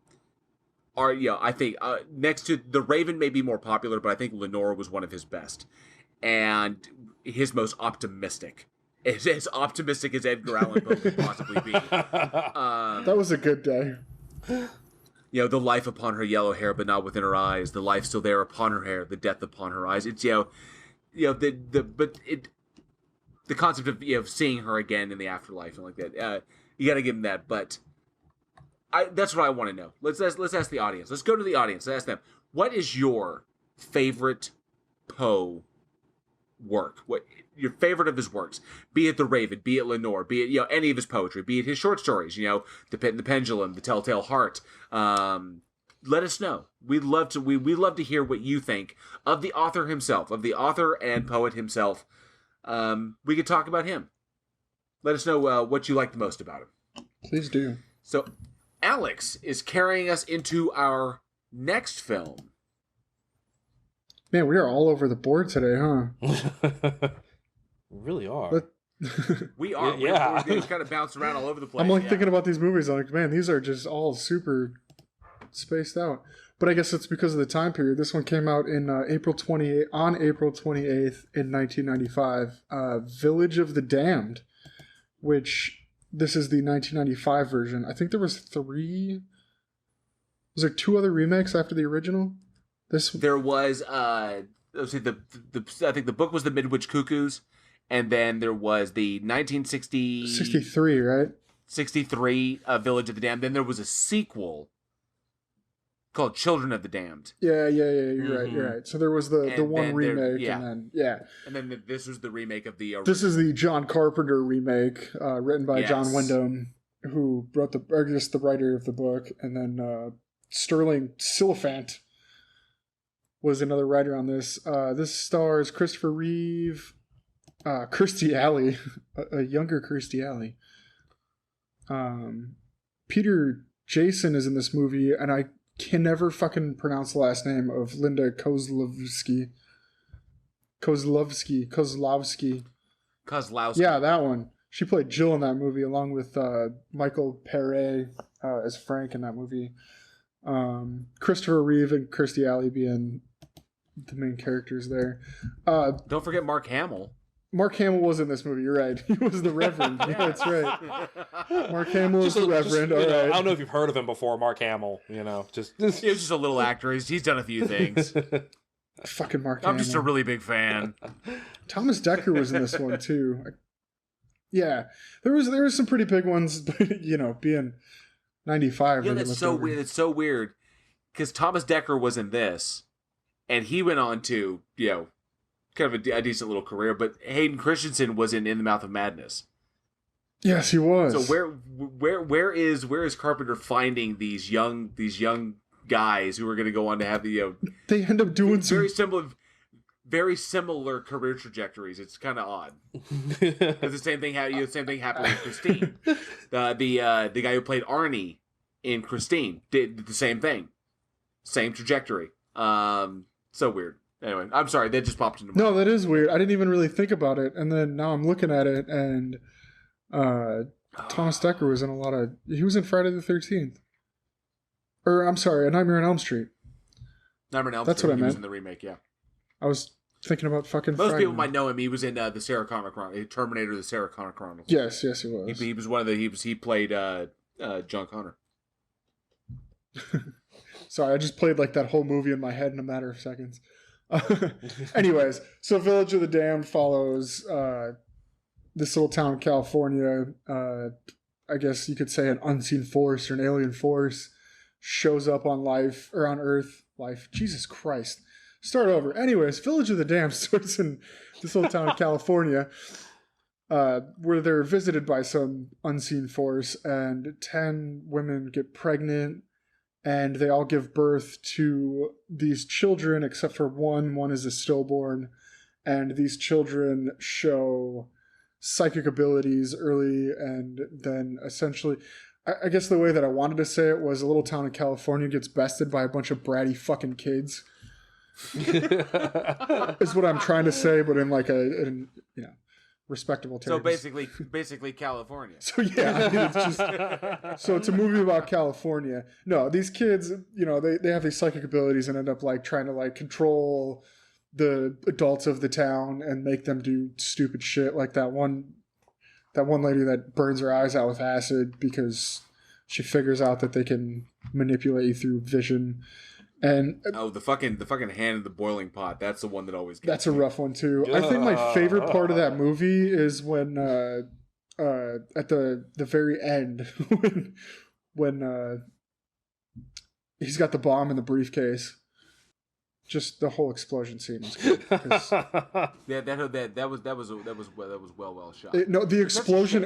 I don't know if you've watched it recently, but that explosion goes down in probably my top 5 favorite explosions in movies. Period. It's fucking amazing, and I want to be a part of the team that does stuff like that on movies. Yeah, demolition teams probably have a lot of fun, dude. Especially, but I got it. It's such a shame for such a. I mean, remakes are always hit or miss. Can you really call it that though? I mean, they really didn't follow. Well, they didn't change a whole ton.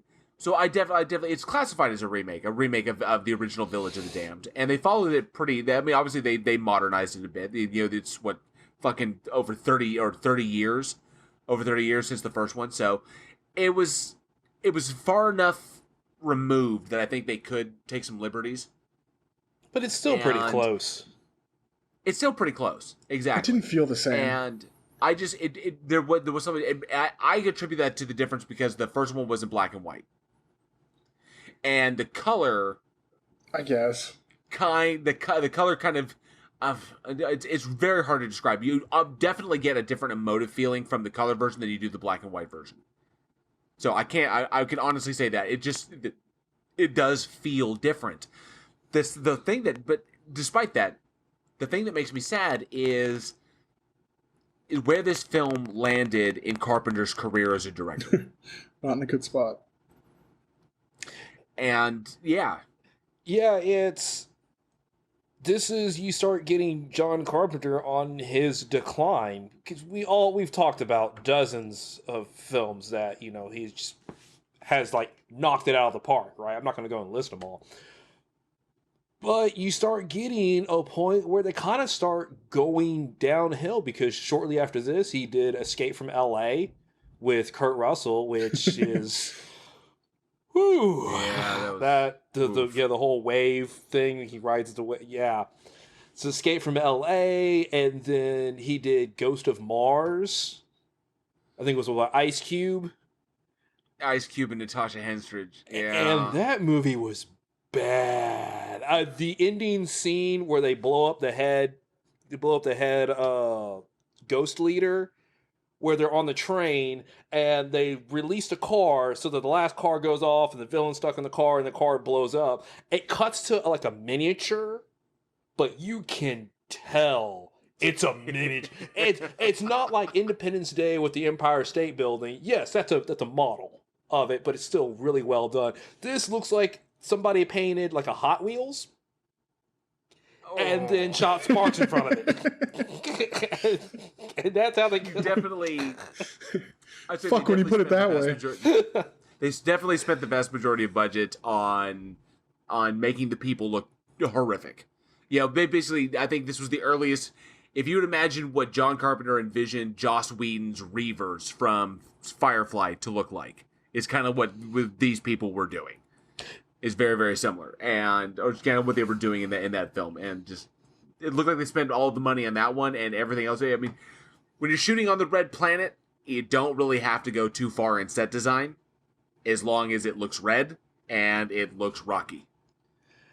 Which pretty much. And that was really about it. But this is something I've noticed with some other directors. When you start getting up in age, that decline of work, where Ridley Scott, Steven Spielberg, we're not going to get another Schindler's List or Saving Private Ryan out of Steven Spielberg. I don't believe it. You know, he had a couple of iffies. He hit with Lincoln. Lincoln was really good. And then it's been the BFG didn't do well in theaters at all. With Ridley Scott has gone down. It's you just start getting this decline. I don't know if it's just maybe you just don't have it in you anymore. Directing a film takes a lot. It wears people down, and all the editors that I've watched and stuff who have edited feature films say when the director comes in after production, they are a shell of who they used to be. Oh, I can imagine that. You know, it's interesting. You bring up an interesting point. Something that I didn't think of is that, yes, a lot of these individuals, some of our favorite directors, they're getting older, and being at that age and trying to run a sometimes $100 million production set is going to be, obviously, it's gonna make your hair turn fucking gray.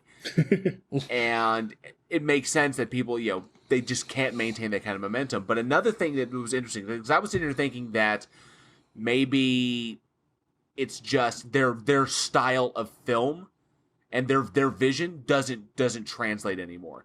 What I think the problem is that these directors are able to adapt. They are able to step up and move along, but the times have changed, and now we have CGI. We have all these different effects and abilities in making movies that all of these directors did not come up with. All of them have their entire filmography is pretty much based in practical effects, based in character-focused drama or character-focused horror, where the story is as important as the effects of the movie.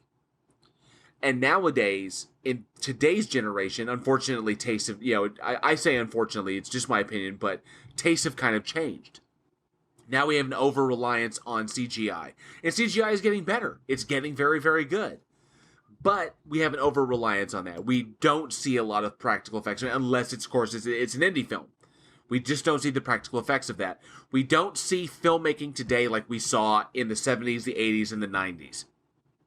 We just don't see that style anymore these days. People want more. They want bigger audiences, want bigger spectacle. They want the fucking MCU. So we just don't get to see the stuff that these guys came up doing, and it's quite possibly when they try to jump in there and do that, it just doesn't play.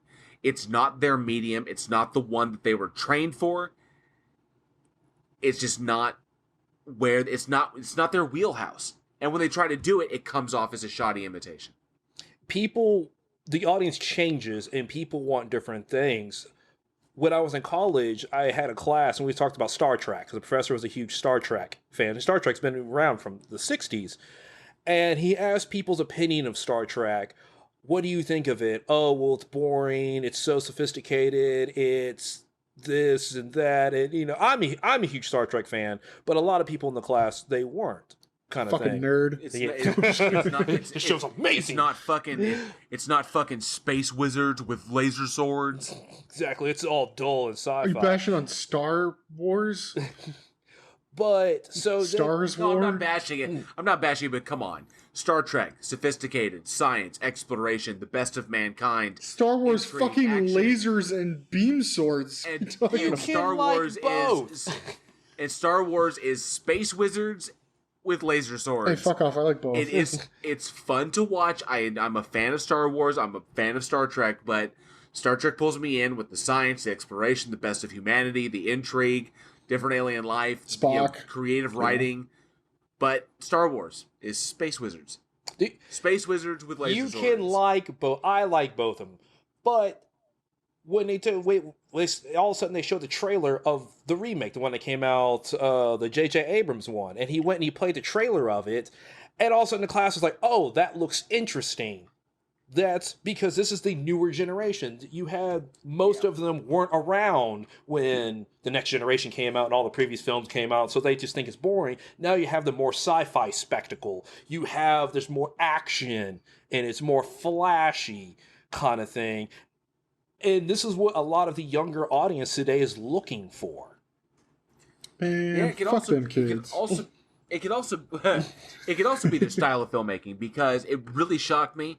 Martin Scorsese, one of the greatest directors in the of our generation, one of the last generation. That's a personal opinion. Martin Scorsese made it. Come on, The Departed, Goodfellas. That's it right there. Damn it, fine, fuck. Just bring the best movies in fucking existence into play. All right, whatever. Scorsese knocks it out of the park because he has a unique Gangs of New York. Okay, he has a unique understanding of New York, of New York City, of the New York mentality, and that kind of life, and gangsters, and he loves that wise guy life, and he has a unique understanding and a unique feel for the city. He loves the Big Apple. That's where he likes to shoot, and you could tell in everything he does. But does it translate to it? Because The Irishman, I think, only resonated with fans of Martin Scorsese. But it's something coming out now. I watched The Irishman and it felt like nostalgia. Wow, this is everything I love about Martin Scorsese's films. But this is nothing new. It felt like I was just kind of watching an ode to everything Martin Scorsese is good at. It felt like if you had the Goodfellas, Casino, and then The Irishman would be like some kind of weird trilogy. Yeah, exactly. I found it. I mean, it was good. It was good Scorsese, but it didn't bring anything new to the table. So it felt very nostalgic, and I get that when, and I think some of these directors have dropped off. But you watch some of their newest stuff, it's kind of like, huh, well, I can see what they try to do there, but yeah, it just doesn't translate anymore. Like, I can feel the Spielbergian storytelling, but I just don't see it translating to this medium. I just don't see this work like this. You need a different set. You need to do something different in this, to focus on this. A little girl talking to something that is actually not there, you can tell with the actress. And that just doesn't translate. We need the human interaction. And it's probably a different directing style, too. When you have all your actors and even monsters on set, and the actors can physically interact with them, you will direct that differently than, say, a character who's talking to a CG creature. You have to direct that differently to get the same performance out of it. And it's a new medium. It's just they have their style. And it's aged. It's not saying it's bad or it's old or it's aged, and the audience has changed. Yeah, bunch of stuck-up, snobby little brat-ass fucking kids, just like in this fucking movie. I know you hate creepy kids, dude. I know you do. It's such a bummer because I like Village of the Damned. I liked the 1960s version. I loved the book, and it makes me sad that not only was, in my opinion, was Village of the Damned one of the markers of the decline of Carpenter's work, where people stopped taking him seriously. It's really hard too, because right before that was In the Mouth of Madness. Exactly, and that was Carpenter at his peak. That was him doing what he loves. And then the year after Big that, Trouble, you got Big Trouble in Little China. Christine. Dude, Christine, The Thing, Escape from New York, The Fog. I mean, you can go down the fucking list. The Fog, yeah. Mm-hmm. And I think I'm not sure what, I have to confirm what year, but I think the loss of Deborah Hill, his wife, when they divorced, I think that also was a big hitter, where we began to see a sharp decline. But I think Village of the Damned was the last one where we could say this was a decent film, but you could see where it was kind of slipping, and it makes it doubly sad because this was Christopher Reeve's last film. Yeah, our Superman, who sadly, became paralyzed in an equestrian accident. Up, yeah, just a freak accident. Just a freak accident, and it breaks my heart because he was really fucking good in this movie. He was. I really enjoyed. I like, because Christopher Reeve had solidified himself. He was Superman. Okay? He was in that role, and you when you see someone when you see an actor get locked in that role, you don't often get to see them get the opportunity to kind of reinvent themselves, or to go in another direction, to play cross-type, and to do something new. And this was Christopher Reeve doing something new. This was Christopher Reeve not in the typical Christopher Reeve element. And I loved seeing that. I loved seeing him in this, being able to take on this different character who doesn't have all the answers, who is inherently a good guy, but he's weak. But we're not watching Clark Kent. It was a testament to the man's ability to create a character. Even after being Superman. Superman for 4 fucking movies. Superman, a character that people cannot relate to. He's a fucking alien. He's essentially a god. But Christopher Reeve brought him to us. And we could relate to him. We can't relate to fucking Brandon Routh in that suit. We can't relate to fucking Henry Cavill in that You suit. brought up Brandon Routh, okay. Okay? We can't relate to Dean Cain in that fucking suit. But we can relate to Christopher Reeve in that suit. Because he brought a humanity to it that no one else thought to do. Everybody sees the alien. Christopher Reeve saw things in characters that few people did. And he did that, and I think he took this part and he fucking ran with it. Despite Kirstie Alley kind of dragging it down a little bit, which I felt that she did. I will not sit here and bash her all night long, but I will say I could do without. Exactly. It was just the energy was not there. I think she saw some of the things that we're talking about, and she phoned it in. She could play the hell out of like a TV sitcom type situation, but serious. You gotta believe in the role, and Christopher Reeve believed in this role. You could tell in his performance. You could tell the nuances he added to it, and it's fucking the goddamn cruelty of the universe that this was his last movie, and the mark of the decline of one of my favorite directors of the 70s, the 80s, and the 90s. It's such a shame. Did you know he directed 2 episodes on Masters of Horror? No? Oh, you're right. With the Masters of Horror. Yeah, he directed 2 episodes of that. Pro-Life and then Cigarette Burns. Cigarette Burns was the one with Norman Reedus. Yeah. Mm-hmm. Which was really awesome. Fuck, I'm gonna go watch that again when we're done with this. Yeah, I want to watch that really again. Fucking good. That was a good one. Shit, I was just like, ooh. Just fantastic shit. But yeah, being all over Halloween, and then I mean, like even like Escape from New York, like you said, Escape from LA was kind of the absolute downfall. Then he got into like vampires and Ghosts of Mars and stuff. But I think one of my favorite all time. I love all those other movies; they're great. I think one of my favorite ones though was Assault on Precinct 13. That's a really good movie. That was probably one of my favorite movie. John Carpenter films, for sure. Alongside like The Fog, if we're going back to like his older stuff, because like it was In the Mouth of Madness, like that was like the peak. That was great. That was amazing. But then Village of the Damned have been falling down to, I guess, Masters of Horror. That was what 2005. I think it was opportunity to work to see him work in short form. Yeah, it kind of came and back. to kind of have the creative reign. He got the creative reins back, so we got to get some good authentic John Carpenter style work again. But that like I said, it's short form, smaller casts. He gets all the creative. He's limited by his budget, but he gets all the creative control.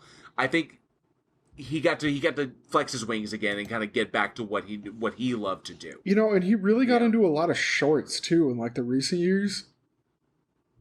And I think he's gotten pretty big back into composing as well. Well, yeah, and then you get into like even like Halloween too, because he's got the new ones coming out. I think they've got what is it? Halloween Kills and Halloween Ends. Are coming out, but then I know I was looking into them, and there's like a lot of like short stuff that he's got writing hand in even back to like 2015, but going from like the rebirth of Michael Myers, I looked into that a little bit, and then coming up even you got Halloween Comes Around, Halloween Kills, the Haddonfield Nightmare, Halloween Ends. They've announced all sorts of shit for Halloween. So, like, at least, he's out there writing, still in it, going for it. With all his Halloween sparking back up, which is great. I don't know. Maybe we'll see some cool new shit from him. He's definitely getting up there. But, he's still pushing, which is cool.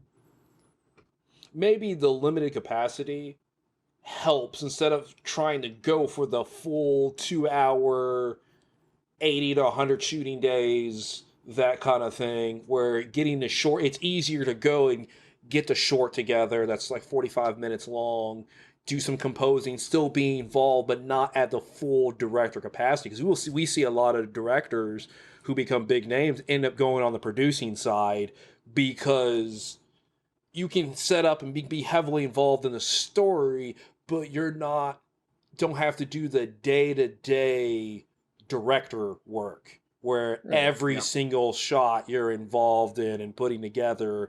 You don't have to do that from a composer standpoint, from a producer standpoint. It could just be easier. Exactly. And like JL, you were about to say, he's composing. Like, he's definitely been, balls deep in like a whole lot of music. He's writing all this music. He wrote it was a short little ditty in the show Happy. I don't know if you guys have watched that, but yeah, I'm familiar with that show. It's fucking amazing. Yes. But yeah, he does like a song in that, and then have you guys watched The Babysitter? Oh yes, dude, that was an amazing, not another teen movie. That was a good one on Netflix. I'm really, Samara Weaving is starting to really grow on me. Yeah, no, I can agree with that for multiple reasons, but but yeah, she's pretty off the hook in Guns Akimbo. Yeah, fuck yeah.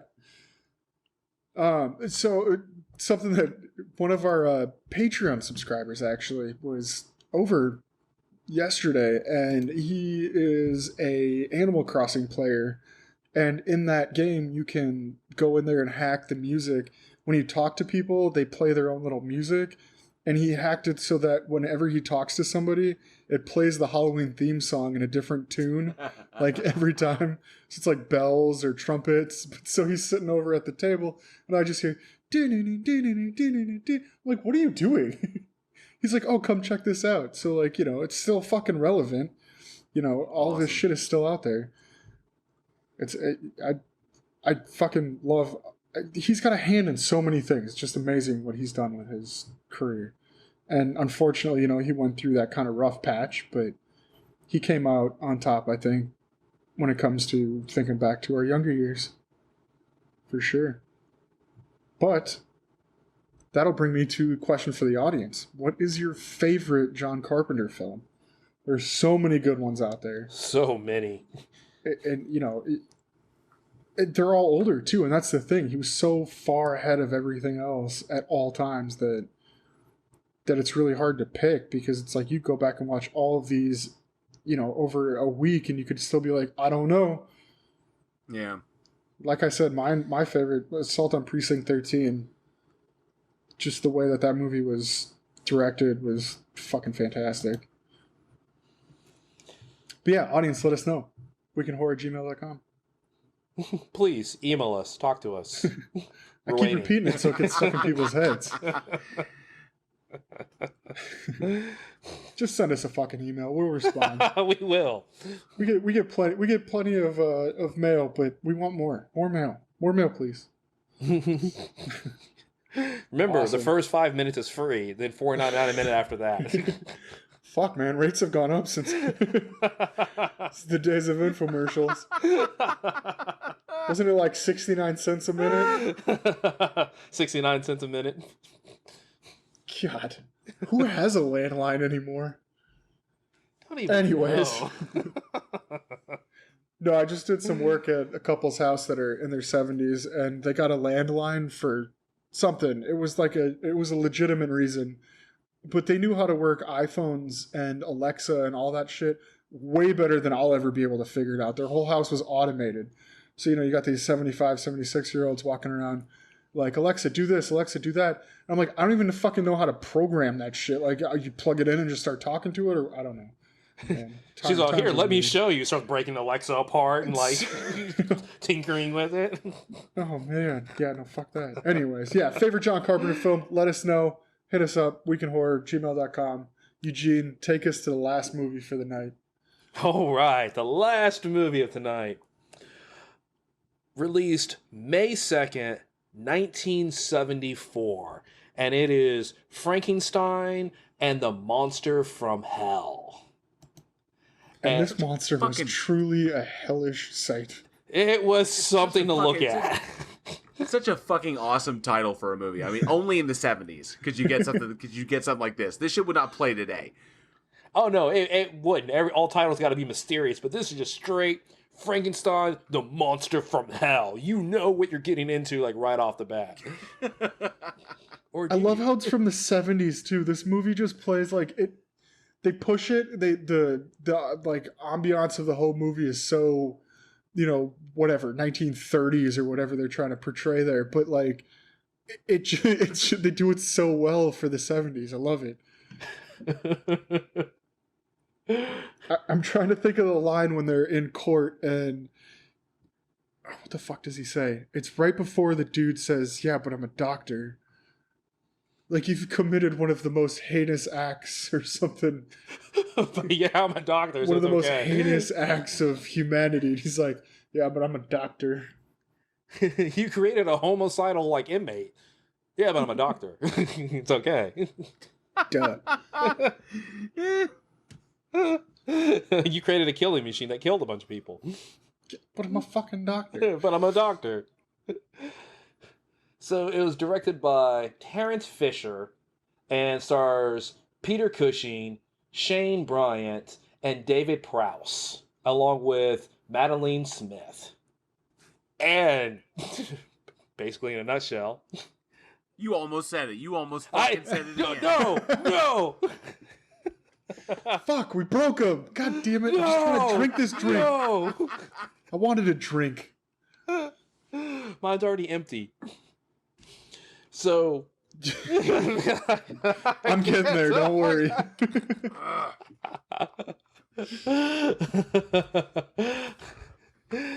And so, basically, in a nutshell, you have Victor Frankenstein, who works as a surgeon at an insane asylum. And you have another scientist who admires his work. And they start stitching body parts together to form, a new monster. And it's kind of a ape-like monster kind of thing that was just weird a little bit, but funny to look at the same time. And funny to look at the same time. So they go and they put them together, and he tries to kill himself, and then he comes back, and all of a sudden all hell breaks loose. All hell breaks loose. All hell breaks loose because he's the monster from hell. Monster from hell, yes. Fuck, finally, took you a minute. I was gonna let the joke marinate for a moment, just to see. So I've been looking forward to having this one on because this is the first opportunity we've had in 31 episodes to talk about Sir Peter Cushing. And anybody who knows horror, especially Hammer horror, knows Peter Cushing. Peter Cushing was, I think, from the 50s, 60s, and 70s through Hammer Horror Productions. I think most people are going to know him as a Grand Moff Tarkin in Star Wars. In the first one, I suppose, yeah. But most people are going to know him as the guy who the Empire guy or the Imperial Army guy who blew up Alderaan. Most people know him as that, the guy who tortured Princess Leia. But he had an extensive career across both television, stage television, and, of course, in Hammer Horror, playing typically either Abraham Van Helsing or Victor Frankenstein, various horror icons across the board. A very unique style. Everything about him was just screamed. I don't know. It's like he was the man was built as a character actor for that genre. For the horror or the macabre or the thriller genre.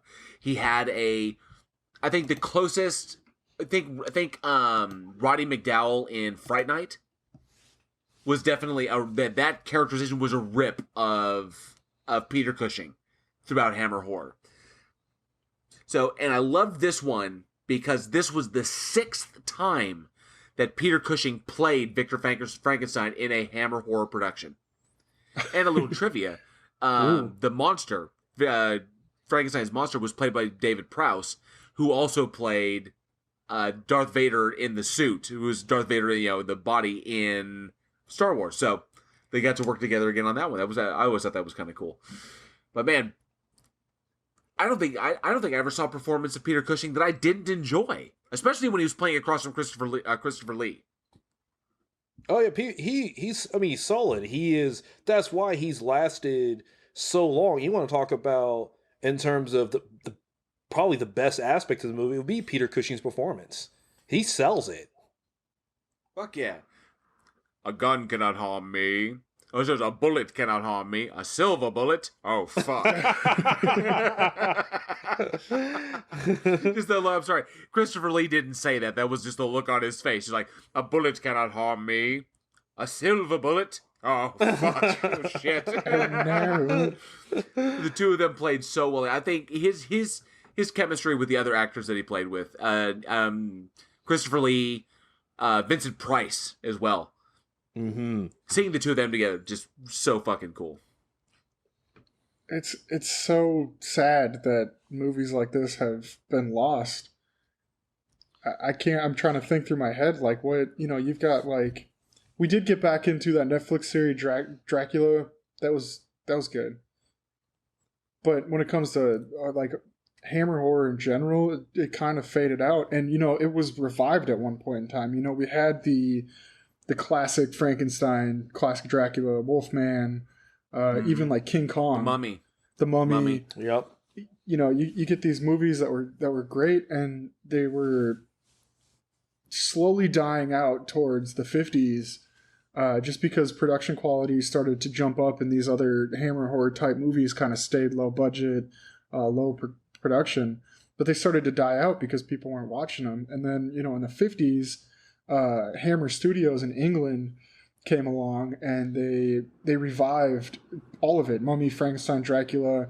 They had awesome new sets. Cushing and Christopher Lee took over this scene and knocked them out over and over and over again. And then then the 70s come along. 22 horror films.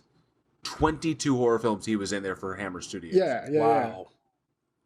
A whole bunch, and it was great. And then in the 70s, the same kind of issue started coming along, where it was like people were starting to lose interest in these Hammer horror, these knock it out low budget films. And something, I was doing some research on those, and somebody put it in one way: the low budget and low quality work started to focus more on tits than it did on plots, and it kind of started to fade off during that time. Christopher Lee played Dracula, where he didn't even speak, and he. Well, I mean, with that look. I mean, you think of that look. Yeah, but the reason he didn't speak in the movie was he was so like taken up. He was so appalled by the dialogue that he refused to speak. He's just not. The dialogue was so bad that he was like, "No, I will just fucking stand there. If you want me in this movie, I'm not using this line." And then they eventually were like, "Fine, just do you without words." And he did nail it in that movie with that look. But yeah, I mean, like it sucks because these Hammer horror type films just, and then even with Hammer Studios, they did so many good things. Like you said, 22 movies with Cushing and Christopher Lee worked so well together.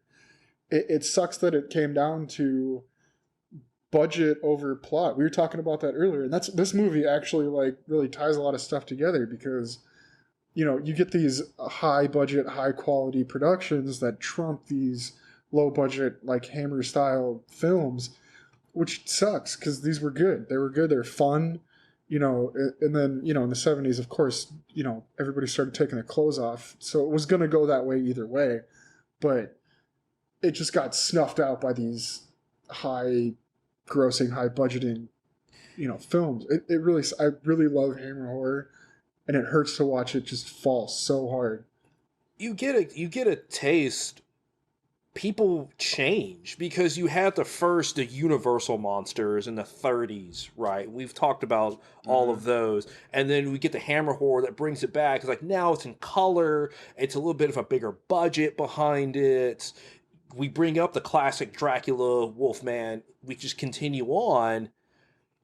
Then you get some of these iconic movies as the audience changes, because then you get Night of the Living Dead in 68, you get Rosemary's Baby in 68, and then even in 74, the same year the Texas Chainsaw Massacre came out, I think you have the Hammer horror were like the horror films from your parents at that time, whereas Rosemary Baby, The Omen, The Exorcist, Texas Chainsaw Massacre, and Halloween, those are the horror movies of the next generation.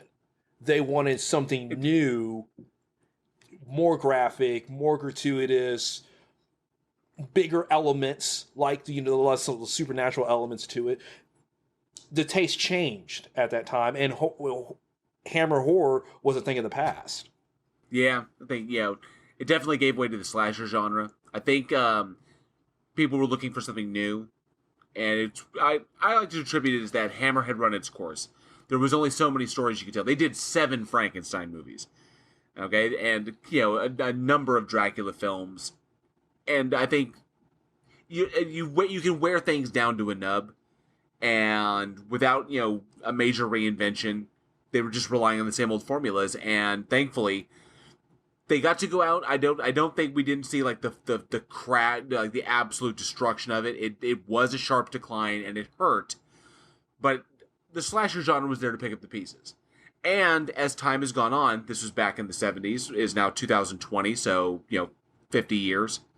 Here you're coming up on almost 50 years later.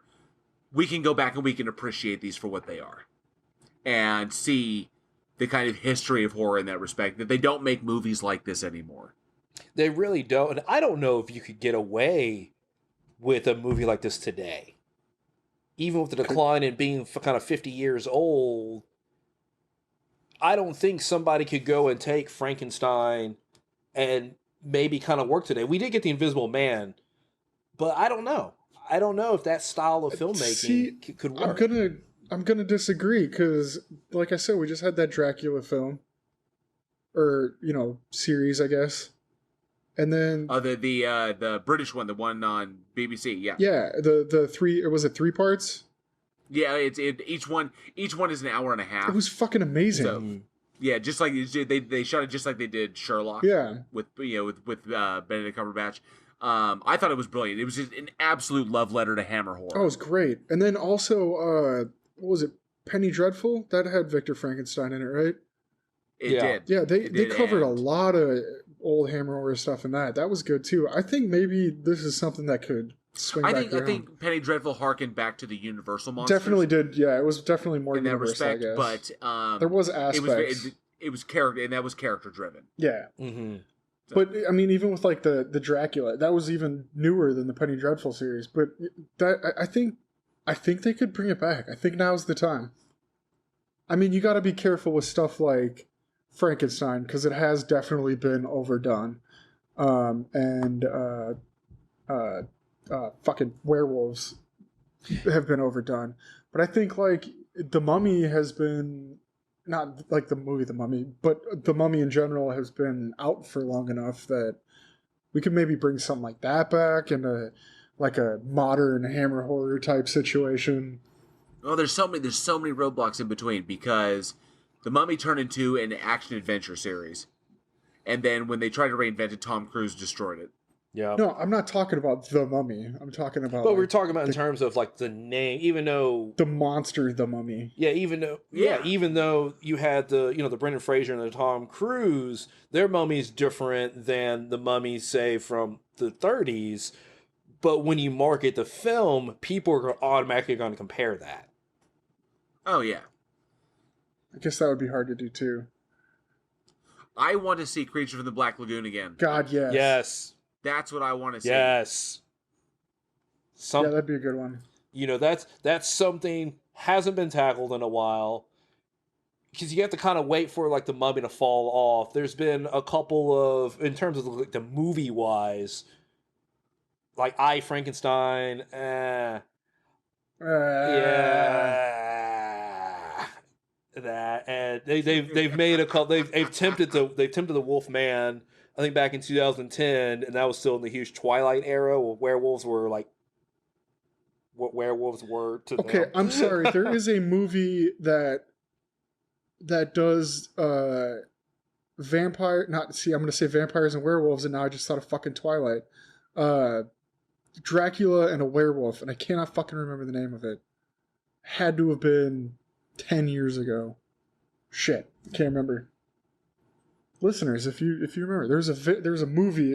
There was Dracula, and there was a werewolf in it. The werewolf was tracking Dracula through a library. That's all I remember of it.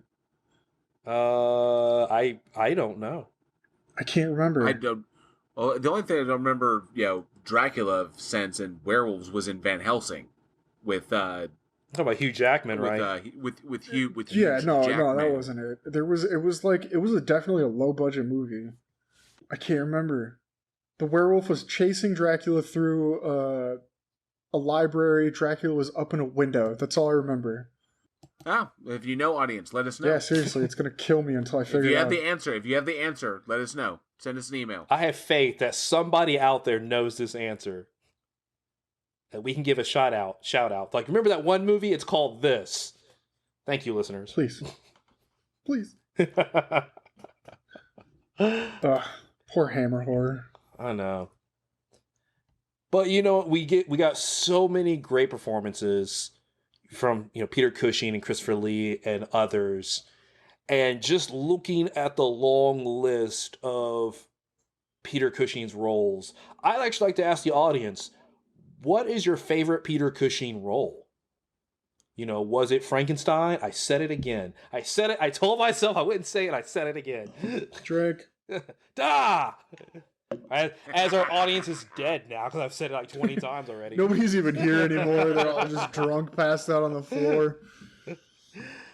So what is your favorite Peter Cushing role? Whether it is Sherlock, because he's on the TV series Sherlock Holmes, which is actually really good, from the 60s, or Frankenstein, or maybe just a huge Star Wars fan, and you just like him as Admiral Tarkington. So let us... Star Wars. I'm sorry, Star Wars fans. Grand Moff Tarkin. Grand Moff Tarkin. Not Tarkington. What is that? Grand Moff Tarkington. That's kind of like Barrington. Oh God, no! Don't go there. I personally enjoy Peter Cushing as anytime he played Van Helsing. He was always fun in that, especially in the early films when he was across from Christopher Lee. The two of them just had a they're both English. They're both from the period of World War World War One. So I tremendous respect for both those men. Really enjoyed this. World War II. We really enjoyed their work together. So, you don't get camaraderie. You don't get rapport between actors in a film like that very often these days. You really don't. And having the opportunities to work together for so many different films, that's another thing that doesn't happen very often. Yeah. So, let us know in the comments below, what is your favorite Peter Cushing role? And we have a couple of birthdays also. We do. JL, who's our first birthday?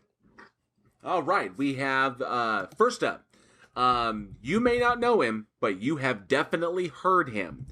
Born April 28th, 1958, we have composer Christopher Young. And I want to bring this fine gentleman up because, like I said, you may not know who he is, you may not know what he looks like, but you have definitely heard his work since the 1980s, starting with The Dorm That Dripped Blood, all the way through to today. I think up to Pet Sematary, the remake. This man has been composing for horror films nonstop. Over 100 film credits to his name. Classic stuff. Hellraiser,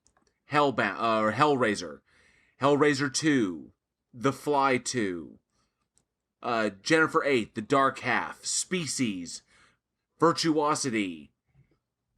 So many, Urban Legend. See, you brought this up when we were talking earlier in the week, and I watched The Core because I've been watching a lot of fucking, I've been watching a whole bunch of like apocalyptic movies. So, The Core, I saw his name in the credits and I was like, no shit. Yep, and The Grudge 2, So many sleep. I mean, Oh, dude, you could go all fucking one of the day. things I could, and I'm only up to I'm only in the 2000s at that point.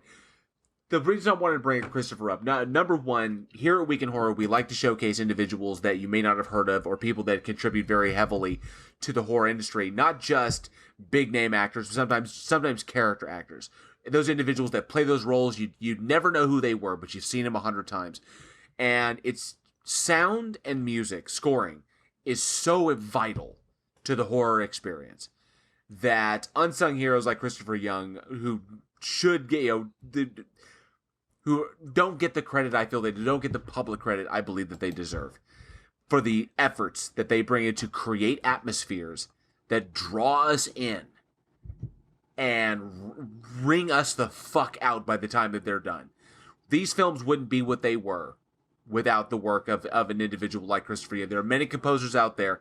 He's one of the great ones, and I wanted to bring him up. This is so happy birthday to you, Christopher. We're so glad you're still working at it. Can't wait to hear what you have next. I think his next one coming up is he's doing the score for The Empty Man, which I think is coming out this year. Is that this year?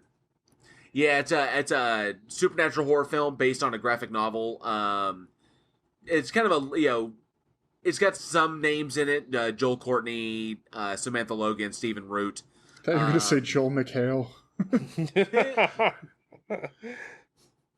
Sorry, I'm watching Community again.